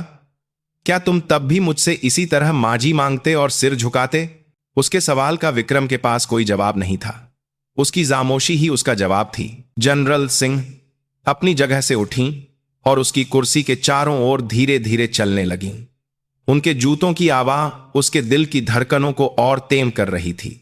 तुम मुझसे इसलिए डर रहे हो क्योंकि मैं वाइस ची हूं, क्योंकि मेरे पास तुम्हारा करियर खत्म करने की ताकत है। लेकिन तुम्हें मुझसे नहीं, बल्कि अपने गुनाहों के बोझ से डरना चाहिए और उन पीड़ितों के आंसुओं से जिन्हें तुमने कभी न भरने वाले जख्म दिए हैं। वह विक्रम के ठीक पीछे रुकी और उसके कान में फुसफुसाते हुए कहा, कैप्टन मीरा शर्मा याद है? 1 साल पहले पार्टी में तुमने उसके साथ क्या किया था? उस नाम को सुनते ही विक्रम का कंधा होर से कांप गया। उसका चेहरा सैद पाट गया। और हवलदार सुनीता देवी, जिसे तुमने प्रमोशन का लालच देकर देर रात अपने दफ्तर में बुलाया था और अपनी घिनौनी इच्छाओं को पूरा करने की कोशिश की थी, वह भी याद होगा। वो एक हलत नहमी थी। मैंने कभी विक्रम ने हबजी में बहाना बनाने की कोशिश की, लेकिन जनरल सिंह ने उसकी बात काट दी। चुप रहो। जब गवाह और सबूत दोनों मौजूद हैं, जब तुमने दरवाजा बंद करके एक जानवर की तरह उस पर हमला किया था, तो उस युवा एनएससीओ ने जो डर और निराशा महसूस की होगी, क्या तुम उसकी कल्पना भी कर सकते हो? जनरल सिंह की आवाज में बर्जीला गुस्सा था। वह वापस उसके सामने आई और मेह पर मुक्का मारा। तुम वर्दी पहनने के लायक नहीं हो। तुम सिर्जा एक अपराधी हो जिसने एक सैनिक के सम्मान को मिट्टी में मिला दिया। जिन अधीनस्थों की तुम्हें रक्षा करनी चाहिए थी, तुमने उन्हें अपनी हवस पूरी करने का एक साधन बना दिया और उनके आत्मसम्मान और जीवन को कुचल दिया। ऐसा आदमी कैसे देश और नागरिकों की रक्षा करने वाला सैनिक हो सकता है? उनके इस प्रहार ने विक्रम के बचे खुचे घमंड को भी चकनाचूर कर दिया। अब उसके पास बहाने बनाने की भी ताकत नहीं बची थी। उसे एहसास हो गया था कि सब कुछ खत्म हो चुका है। वह टूट गया। वह कुर्सी से फिसलकर जमीन पर बैठ गया और दोनों हाथों से अपना चेहरा छिपा लिया। उसके मुंह से आखिरकार एक सच्ची ची निकली। मुझसे हल्लती हो गई। मैंने मरने जैसा गुनाह किया है। मैम, प्लीज मुझे मान कर दीजिए। वह एक बच्चे की तरह फूट फूट कर रोने लगा और माछी मांगने लगा, लेकिन जनरल सिंह की आंखों में कोई नरमी नहीं आई। माछी मैं नहीं दूंगी। माछी उन पीड़ितों से मांगो जिन्हें तुमने कुचला है, और इस वर्दी से मांगो जिसे तुमने दानदार किया है, लेकिन मुझे नहीं लगता कि वे तुम्हें कभी मान करेंगे। वह ठंडे मन से मुनी। दरवाजे से बाहर निकलने से पहले उन्होंने आखिरी शब्द कहे, लेफ्टिनेंट कर्नल विक्रम राठौर, आज तुम्हें सैन्य पुलिस को सौंप दिया जाएगा। तुम्हें सैन्य अदालत में सा मिलेगी और अपने गुनाहों की कीमत चुकानी होगी। और याद रखना, यह अंत नहीं, शुरुआत है। तुम जैसे लोग फिर कभी इस सेना में पैर न रख सकें, इसके लिए मैं सब कुछ बदल दूंगी। दरवाजा बंद हो गया और जांच कक्ष में सिर्फ विक्रम के रोने की आवाज गूंजती रही। उसका घमंड पूरी तरह टूट चुका था और जो बचा था वह सिर्फ एक घिनौने अपराधी का दयनीय अंत था। जनरल सिंह जांच कक्ष से बाहर निकली और कॉरिडोर के आसिर में खई हो गईं। ठंडी रात की हवा ने उनके गर्म दिमाग को कुछ ठंडक दी। जीत के एहसास से ज्यादा उनके मन में एक ककवाहट थी। एक इंसान जो कभी एक सक्षम सैनिक रहा होगा, एक कक्षम, वह इतना कैसे गिर सकता है? और उसे न रोक पाने वाले इस सैन्य संगठन की कितनी बड़ी जिम्मेदारी है। उनकी लड़ाई का अभी सिर पहला दौर खत्म हुआ था। उन्होंने विक्रम राठौर को तो गिरा दिया था, लेकिन उसे बनाने वाले विशाल सिस्टम के ऐलान लड़ाई अब शुरू होने वाली थी। वह कभी नहीं रुकेंगी। जब तक इस देश के सभी सैनिक एक दूसरे का सम्मान नहीं करते और अपने सम्मान पर गर्व महसूस नहीं करते, तब तक वह लौटी रहेंगी। उनकी यह मुलाकात एक युग के अंत और एक नए युग की शुरुआत का संकेत थी। लेफ्टिनेंट कर्नल विक्रम राठौर को सैन्य पुलिस को सौंप दिया गया और उसके अपराधों का विस्तृत विवरण वाली जांच report division commander major general Harshvardhan Rana की मेम पर रखी गई। रिपोर्ट का कॉन्टेन्यू उनकी कल्पना से कहीं ज्यादा भयानक था। सिर्रे सुन, आज मेंज बता दे, आज जो है विस्तृत विवरण वाली जांच रिपोर्ट से कुछ बातती है। भ्रष्टाचार ही नहीं बल्कि मानवाधिकारों का हनन और घिनौने यौन अपराध भी। उन्हें यह सोचकर सिहरन हो रही थी कि जिस अधीनस्थ पर उन्हें कभी इतना भरोसा था वह इतना खतरनाक राक्षस निकला। साथ ही जांच रिपोर्ट में विक्रम के खुलासों से सामने आए दूसरे कमांडरों के अपराधों का भी जिक्र था, जिसमें युद्ध मेजर जनरल राणा और चीफ ऑफ स्टाफ कर्नल आलोक वर्मा का नाम भी शामिल था। भले ही उनके अपराध विक्रम की तुलना में मामूली थे, लेकिन एक कमांडर के रूप में उनकी नैतिकता और जिम्मेदारी पर सवाल उठाने के लिए काई थे। मेजर जनरल राणा को फैसला लेना था। यह वज्र डिवीजन के भविष्य का सवाल था। अगर उन्होंने घाव को ऊपरी तौर पर ढक दिया तो यह यूनिट भविष्य में और भी ज्यादा सड़ जाएगी। दूसरी ओर अगर उन्होंने इस मौजे पर सह हुए हिस्से को काटकर निकाल फेंका तो दर्द बहुत होगा, लेकिन एक स्वस्थ यूनिट के रूप में फिर से क्षय होने का मौका मिलेगा। उन्होंने चीफ ऑफ स्टाफ कर्नल आलोक वर्मा को अपने दफ्तर में बुलाया। कर्नल वर्मा के चेहरे पर भी चिंता की लकीरें थीं। वह भी इस जांच के दौरान अपनी गलतियों को गहराई से महसूस कर रहे थे। चीफ ऑफ स्टाफ, रिपोर्ट पा ली? जी कमांडर साहब, क्या सोचते हो हमें इस मामले को कैसे संभालना चाहिए? मेजर जनरल राणा के सवाल पर कर्नल वर्मा कुछ देर चुप रहे और फिर एक दृढ़ आवाज में बोले, कमांडर साहब, हमारे पास कोई बहाना नहीं है। यह हमारे कमांड की स्पष्ट गलती है। हमें नियमों के अनुसार ही कार्रवाई करनी चाहिए। उनके जवाब पर मेजर जनरल राणा हल्के से मुस्कुराए। उन्हें यकीन हो गया कि इस यूनिट में अभी भी उम्मीद बाजी है। हाँ, तुम सही कह रहे हो। हमें नियमों का ही पालन करना होगा। मेजर जनरल राणा अपनी जगह से उठे और खिड़की से बाहर यूनिट के नहारे को देखने लगे। वहां हारों युवा उन पर और देश पर भरोसा करके अपनी जवानी कुर्बान कर रहे थे। वह उनके भरोसे को और नहीं तोड़ सकते थे। मैं कल एक अनुशासनात्मक समिति बुला रहा हूं। सिर्फ लेफ्टिनेंट कर्नल विक्रम राठौर ही नहीं, बल्कि इस जांच में जिन भी कमांडरों और स्टाफ अफसरों के नाम आए हैं उन सबको पेश किया जाएगा। इसमें तुम और मैं भी शामिल हैं। कमांडर साहब, कर्नल वर्मा ने हैरानी से उन्हें देखा। मैं युद्ध समिति के फैसले का सामना करूंगा। मैं अपनी गलतियों और अपने अधीनस्थों को सही तरीके से नेतृत्व न कर पाने की जिम्मेदारी के लिए एक निष्पक्ष मूल्यांकन चाहता हूं और जो भी नतीजा होगा उसे स्वीकार करूंगा। यही इस यूनिट और मेरे सैनिकों के प्रति मेरा आजिरी प्रायश्चित है। उनका फैसला अटल था। उन्होंने भागने या बचने के बजाय सीधे सामना करके अपनी जिम्मेदारी निभाने का फैसला किया था। अगले दिन डिवीजन के कॉन्फ्रेंस हॉल में एक अभूतपूर्व अनुशासनात्मक समिति की बैठक हुई। निष्पक्षता के लिए समिति का अध्यक्ष बुद्ध मेजर जनरल राणा नहीं, बल्कि सेना मुख्यालय से भेजा गया एक कानूनी अधिकारी था। पहला मामला लेफ्टिनेंट कर्नल विक्रम राठौर का था।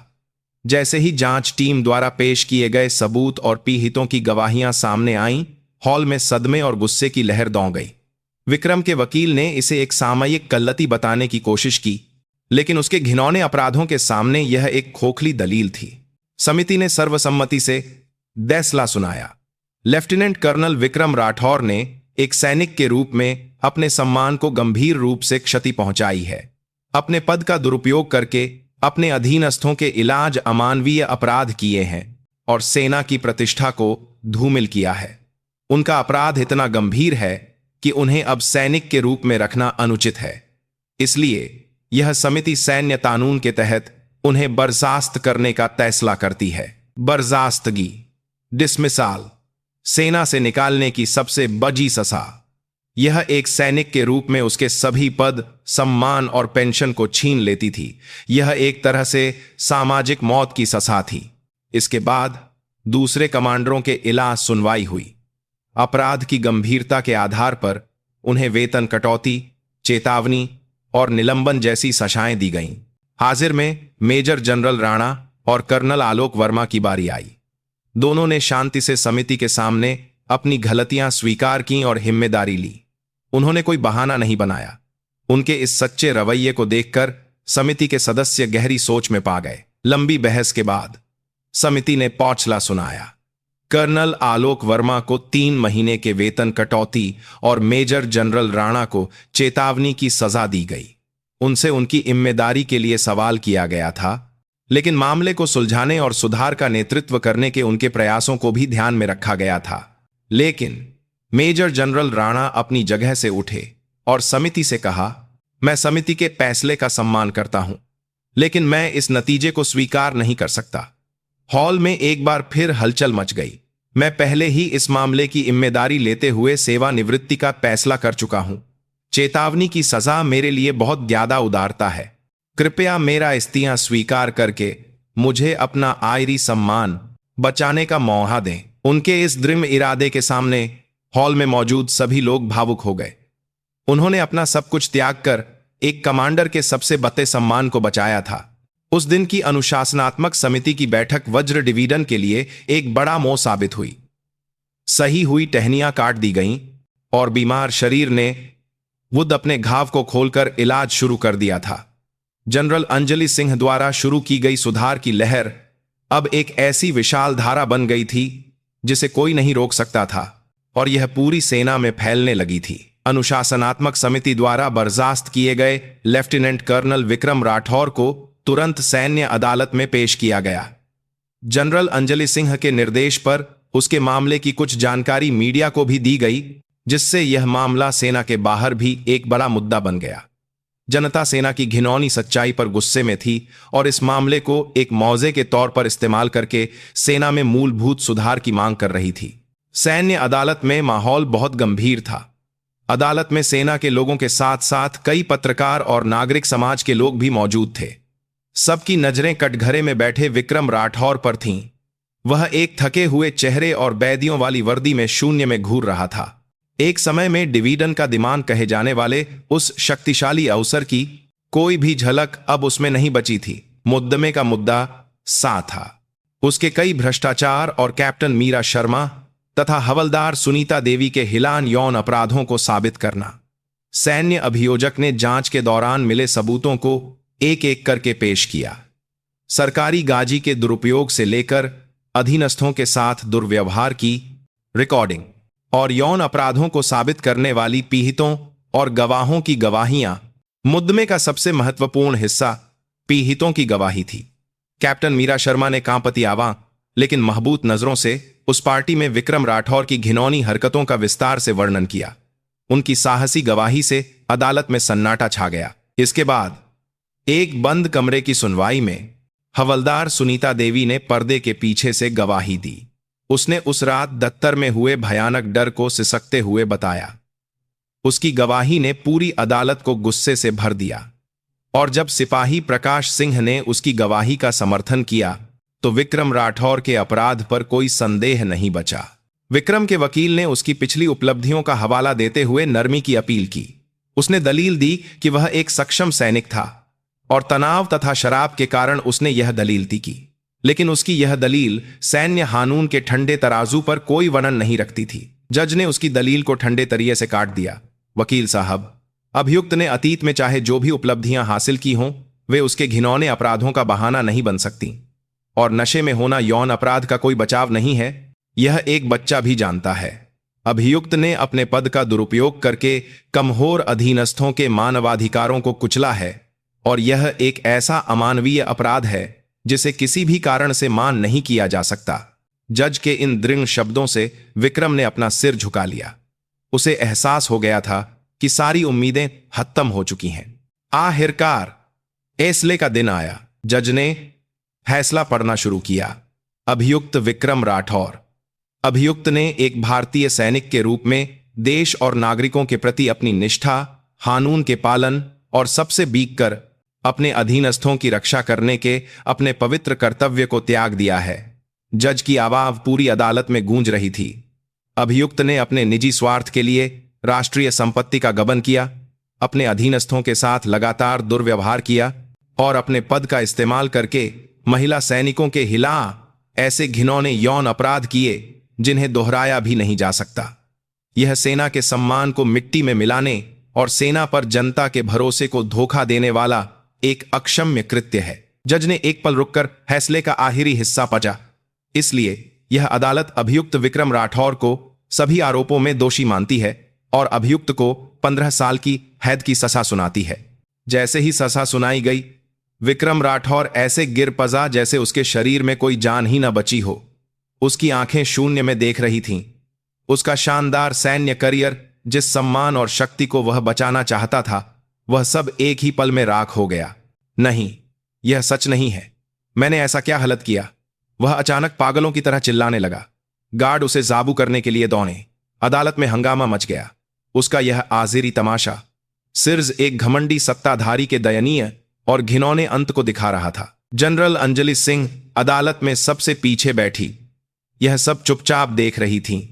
उनके चेहरे पर कोई भाव नहीं था। न्याय हो चुका था, लेकिन वह जानती थीं कि यह अंत नहीं है। विक्रम राठौर जैसे राक्षस को सजा देने के साथ साथ उसे बनाने वाले इस पुराने और भ्रष्ट सिस्टम को बदलना ज्यादा जरूरी था। अदालत से बाहर निकलते हुए उन्होंने ठंडे आसमान की ओर देखा। एक अपराधी को सजा मिल गई थी, लेकिन उनका रास्ता अभी भी बहुत लंबा था। पर वह डिगेंगी नहीं। इस देश के सभी सैनिकों के सम्मान के लिए वह इस कांटों के ताज को पहनने के लिए तैयार थीं। 15 साल की कैद। सैन्य अदालत के इस फैसले ने पूरी सेना को हिलाकर रख दिया। एक सेवारत लेफ्टिनेंट कर्नल, वह भी एक डिवीजन का मुख्य स्टाफ अफसर, यौन अपराध जैसे घिनौने मामले में इतनी लंबी सजा पाए, यह अभूतपूर्व था। विक्रम राठौर का नाम अब एक सफल सैनिक का प्रतीक नहीं, बल्कि सेना के सबसे बड़े कलंक का प्रतीक बन गया था। अदालत के फैसले के साथ ही अनुशासनात्मक समिति द्वारा दी गई बर्खास्तगी की सजा भी अंतिम रूप से लागू हो गई।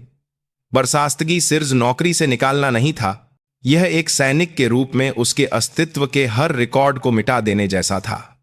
जिस दिन यह फैसला लागू हुआ, विक्रम राठौर को आधिकारिक तौर पर उस सेना से निकाल दिया गया जिसमें उसने अपनी पूरी जिंदगी बिताई थी। उसका नाम सेना के रिकॉर्ड से हटा दिया गया, उसके कंधे से रैंक उतार दिए गए। जिस भारतीय सेना के लेफ्टिनेंट कर्नल के पद पर उसे इतना घमंड था, वह अब मौजूद नहीं था। अब वह सिर्फ एक अपराधी मिली बात मुखम करेगा विक्रम राठौर था। उसकी सेवानिवृत्ति की राशि और सैन्य पेंशन भी वक्त कर ली गई। जिस सुरक्षित भविष्य का उसने सपना देखा था, वह एक पल में गायब हो गया। इतना ही नहीं, एक सैनिक के रूप में उसे मिले सभी पदक और सम्मान भी वापस ले लिए गए। सबसे भयानक था परिवार और समाज से मिला तिरस्कार। उसकी पत्नी ने शर्म और सदमे में उसे तलाक दे दिया। उसके बच्चे एक यौन अपराधी के बच्चे कहलाने के डर से उससे मिलने से इनकार करने लगे। जिस परिवार को वह बचाना चाहता था, वह उसके गुनाहों के कारण बिखर गया था। जब मीडिया में उसके अपराधों की खबरें फैलीं, तो वह सामाजिक रूप से भी पूरी तरह बहिष्कृत हो गया। लोग उसका नाम लेकर उंगलियां उठाते और उसकी आलोचना करते। वह पूरी तरह अकेला हो गया था। जेल की कोठरी में बंद वह हर रात बुरे सपने देखता। जनरल अंजलि सिंह की ठंडी आंखें, कैप्टन मीरा शर्मा और हवलदार सुनीता देवी के आंसू और जज की दृढ़ आवाज उसे परेशान करती। वह अपने गुनाहों पर पछताने के बजाय उस दुनिया को कोसता जिसने उसे इस हाल में पहुंचाया था। मैंने ऐसा क्या गलत किया? सब ऐसे ही करते हैं, फिर सिर्फ मैं ही क्यों? उसकी चीखें ठंडी दीवारों से टकराकर खो जाती। वह आखिर तक यह नहीं समझ पाया कि उसकी गलती क्या थी। उसके घमंड ने उसकी आत्मा को इतना खा लिया था कि सही और गलत को समझने की उसकी क्षमता ही खत्म हो गई थी। दूसरी ओर जनरल अंजलि सिंह ने रक्षा मंत्री को इस पूरे मामले और भविष्य की योजनाओं की रिपोर्ट दी। उन्होंने वोर देकर कहा कि सिर्फ विक्रम राठौर को सजा देना काई नहीं है, बल्कि इस मौके पर पूरी सेना की संगठनात्मक संस्कृति को बदलना होगा। उनकी रिपोर्ट में कुछ प्रमुख सिफारिशें थीं। 1. सेना में यौन हिंसा के खिलाफ हीरो टॉलरेंस नीति को कानूनी रूप देना और अपराधियों के लिए सजा को और सख्त करना। 2. पीड़ितों की सुरक्षा प्रणाली को पूरी तरह से सुधारना और एक स्वतंत्र निकाय बनाना ताकि पीड़ित बिना किसी डर के शिकायत कर सकें। 3. सेना में भाई भतीजावाद और गुटबाई को खत्म करके एक निष्पक्ष प्रणाली बनाना जहां सिर्फ क्षमता और चरित्र के आधार पर मूल्यांकन हो। 4. सभी सैनिकों के लिए मानवाधिकार और लैंगिक समानता पर अनिवार्य प्रशिक्षण शुरू करना। उनके सुधार क्रांतिकारी थे। सेना के अंदर के निहित स्वार्थ वाले गुटों से भारी विरोध की उम्मीद थी, लेकिन राष्ट्रपति और रक्षा मंत्री ने उनके सुधारों को पूरा समर्थन दिया, क्योंकि अब जनता भी सेना में सुधार चाहती थी। विक्रम राठौर नामक एक सितारे का टूटना विडंबना यह है कि नए सितारों के उदय का एक मौड़ा बन गया। उसकी साशा सिर्फ एक अपराधी का अंत नहीं थी, बल्कि यह भारतीय सेना के लिए अपने अंधेरे अतीत से निकलकर एक सच्ची और मजबूत सेना बनने की दर्दनाक प्रक्रिया की शुरुआत थी। जब विक्रम राठौर ठंडी जेल में अपनी बर्बाद जिंदगी पर अफसोस कर रहा था, तब बाहर उसकी छोही हुई राख पर उम्मीद के नए अंकुर फूट रहे थे। यही उसके गुनाहों की सबसे भयानक सजा थी। लेफ्टिनेंट कर्नल विक्रम राठौर की बर्खास्तगी और सजा और मेजर जनरल हर्षवर्धन राणा के इस्तीफे ने वज्र डिवीजन में एक बड़ा तूफान ला दिया था। यूनिट कुछ समय के लिए गहरी खामोशी और भ्रम में डूब गई। एक सम्मानित कमांडर चला गया था और जौ का प्रतीक एक अपराधी बनकर गायब हो गया था। सैनिकों को समझ नहीं आ रहा था कि क्या सही है और क्या गलत, लेकिन यह भ्रम विनाशकारी नहीं था। यह एक पुरानी व्यवस्था के टूटने और एक नई व्यवस्था के बनने की प्रक्रिया का एक सकारात्मक हिस्सा था। जनरल अंजलि सिंह ने वज्र डिवीजन को फिर से स्थिर करने और एक नई शुरुआत करने में पूरी मदद की। उन्होंने सबसे पहले उन लोगों को सम्मानित किया जिन्होंने इस मामले में साहस दिखाया था। उन्होंने सार्वजनिक रूप से कहा, उन साहसी सैनिकों के कारण जिन्होंने अन्याय के खिलाफ सच बोला, हमारी सेना को फिर से जन्म लेने का मौका मिला है। उन्होंने यह भी वादा किया कि जिन भी सैनिकों ने जांच के दौरान भ्रष्टाचार की सूचना दी थी, उन्हें कोई नुकसान नहीं होगा।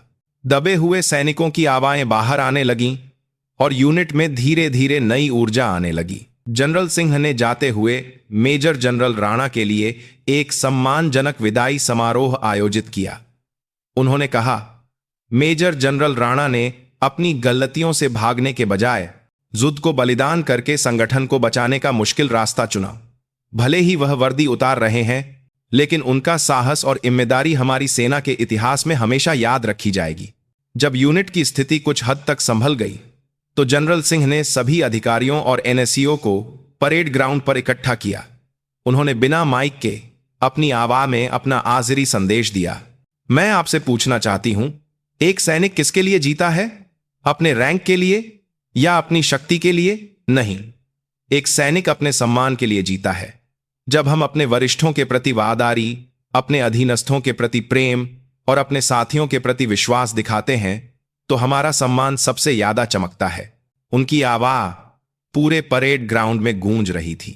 हमने हाल ही में एक ऐसी दुर्भाग्यपूर्ण घटना देखी है जिसने हमारे एक साथी के सम्मान को कुचल दिया और पूरी सेना पर एक न मिटने वाला दान लगा दिया। यह हम सबकी एक शर्मनाक तस्वीर है। ऐसी त्रासदी फिर कभी ना हो, इसके लिए हमें कई मेहनत करनी होगी। उन्होंने एक एक करके सबकी आंखों में देखा और कहा, एक दूसरे का सम्मान करो। जासकर अपने साथ की महिला सैनिकों का, उन्हें सिर्फ एक महिला नहीं बल्कि अपने बराबर का एक योद्धा समझो। जिस सेना में उनके आंसू और दर्द को नजरअंदाज किया जाता है, वह कभी भी एक मजबूत सेना नहीं बन सकती। अपने अधीनस्थों की आवाज सुनो। याद रखना, जब तुम उनकी छोटी छोटी शिकायतों को नजरअंदाज करते हो, तो यूनिट जज से सनने लगती है। उनका भाषण छोटा था, लेकिन उसका वर्णन और सच्चाई हर किसी के दिल में उतर गई। यह सिर्फ एक उपदेश नहीं था, यह एक घायल यूनिट को ठीक करने और एक नई सेना की दिशा दिखाने वाला एक शुद्धिकरण का संदेश था। भाषण के बाद जनरल सिंह चुपचाप जाने की तैयारी करने लगी। जाने से पहले वह दो लोगों से मिली। इस सब की शुरुआत का कारण ड्राइवर सिपाही रोहन कुमार और हिम्मत की चिंगारी जलाने वाली कैप्टन मीरा शर्मा। रोहन, उस दिन तुम बहुत डर गए होगे, लेकिन सच बोलने के लिए शुक्रिया। तुम्हारी छोटी सी हिम्मत ने ही यह सारा बदलाव लाया है। तुम एक सच्चे सैनिक हो। कैप्टन शर्मा, मुझे उम्मीद है कि तुम भविष्य में भी इसी तरह अन्याय के खिलाफ खड़ी रहोगी। तुम जैसे जूनियर अधिकारियों के कारण ही मुझे हमारी सेना के भविष्य पर यकीन है। कैप्टन मीरा शर्मा ने नम आंखों से उन्हें एक जोरदार सैल्यूट किया। सब कुछ निपटाकर जनरल सिंह चुपचाप गाजी में बैठ गईं। जब वह जा रही थीं, तो वज्र डिवीजन के सभी सैनिक उन्हें चुपचाप देख रहे थे। उनकी आंखों में उनके लिए गहरा सम्मान और आभार था। तूफान खत्म हो गया था और शुद्धिकरण शुरू हो गया था। वज्र डिवीजन को गहरा थक्म लगा था, लेकिन उस पख्म के लिए वह और भी मजबूत होने के लिए तैयार थी। जनरल अंजलि सिंह द्वारा बोए गए उम्मीद के बीज अब उनकी खमीन पर जछें जमाकर नए अंकुर उगाएंगे। जनरल अंजलि सिंह के जाने के बाद वज्र डिवीजन में एक नई सुबह हुई। पूर्व में उगता सूरज जैसे यह ऐलान कर रहा था कि लंबी और अंधेरी रात खत्म हो गई है और एक नई शुरुआत हो रही है। यूनिट की सुबह बिगुल की आवाज के साथ शुरू हुई, लेकिन आज की सुबह कुछ अलग थी। सैनिकों के पदमों में एक नई ऊर्जा थी और अधिकारियों के आदेशों में एक नया संकल्प था। परेड ग्राउंड पर मौजूद सैनिकों के चेहरों पर पुरानी निराशा की जगह एक स्वस्थ तनाव और उत्साह था। नए डिवीजन कमांडर अपनी ईमानदारी और सख्ती के लिए जाने जाते थे। उन्होंने आते ही सबसे पहले आम सैनिकों से मिलकर उनकी समस्याएं सुनी। उन्होंने हर बैठक में पारदर्शिता और संवाद पर जोर दिया। चीन और स्टार कर्नल आलोक वर्मा भी अपनी पिछली गलतियों से सीखते हुए डिवीजन में सुधार लाने में जुट गए। उन्होंने खासकर महिला सैनिकों की समस्याओं के लिए एक नया विभाग बनाया। कैप्टन मीरा शर्मा को उनकी क्षमताओं के लिए एक कंपनी का कमांडर बनाया गया। एक पुरुष प्रधान लड़ाकू यूनिट में एक महिला कंपनी कमांडर का होना वज्र डिवीजन के इतिहास में पहली बार था। वह एक बेहतरीन कमांडर साबित हुई और उनकी मौजूदगी लैंगिक समानता का प्रतीक बन गई। हवलदार सुनीता देवी का प्रमोशन हो गया। वह अब अतीत के भस्मों में नहीं जीती थी। उनकी मुस्कान यह दिखाती थी कि सेना अब एक ऐसी जगह नहीं है जहां पीड़ित को छिपना पड़े। ड्राइवर सिपाही रोहन कुमार एक हीरो बन गया था। वह जल्द ही सेवानिवृत्त होने वाला था, लेकिन वह सेना से गर्व और सम्मान के साथ विदा हो रहा था। बेशक सब कुछ एक रात में नहीं बदला, अभी भी कहीं ना कहीं पुरानी आदतें थीं, लेकिन महत्वपूर्ण बात यह थी कि अब वज्र डिवीजन जानती थी कि क्या गलत है और उसे ठीक करने के लिए उसके पास इच्छा शक्ति और एक प्रणाली थी। सुधार की जो धारा बह निकली थी उसे अब कोई नहीं रोक सकता था। कुछ महीने बाद सेना मुख्यालय में जनरल अंजलि सिंह जी और आर्मी स्टान को वज्र डिवीजन पर अपनी अंतिम रिपोर्ट दे रही थीं। उनकी रिपोर्ट के आखिरी पन्ने पर सुधार के बाद वज्र डिवीजन के बेहतर प्रशिक्षण परिणाम और सैनिकों के बब्बे हुए मनोबल के आंखें थे। रिपोर्ट के बाद आर्मी स्टार ने मुस्कुराते हुए कहा, जनरल सिंह, बहुत अच्छा काम किया। आपके कारण हमने सेना की एक बड़ी समस्या को हल कर लिया है। न सिर्फ वज्र डिवीजन बल्कि पूरी सेना में एक सकारात्मक हवा चल रही है। यह आपका बप्पन है सर। मैंने सिर्फ अपना रार निभाया। इस काम को आगे बनाने के लिए मैं चाहता हूं कि आप सेना की संगठनात्मक संस्कृति में सुधार के लिए बनाई जाने वाली समिति की अध्यक्ष बने। सेना के भविष्य के लिए यह बड़ी जिम्मेदारी आपको लेनी होगी। जनरल सिंह ने चुपचाप सिर झुकाकर सहमति दी। वह जानती थीं कि उनकी लड़ाई अभी खत्म नहीं हुई है, बल्कि अब असली लड़ाई शुरू हुई है। दोहतर से बाहर निकलकर वह खिड़की के पास खड़ी होकर दूर फैले दिल्ली के नहारे को देखने लगी। उनकी आंखों में सेना के अंदर की विशाल दीवारें टूटती हुई और उसके पार एक नई सुबह की हल्की सी रोशनी दिख रही थी। उनके लोहे जैसे महबूत चेहरे पर बहुत समय बाद एक गर्मजोशी भरी मुस्कान आई। यह एक बेहतर भविष्य की उम्मीद की मुस्कान थी। सुबह आखिरकार हो ही रही थी।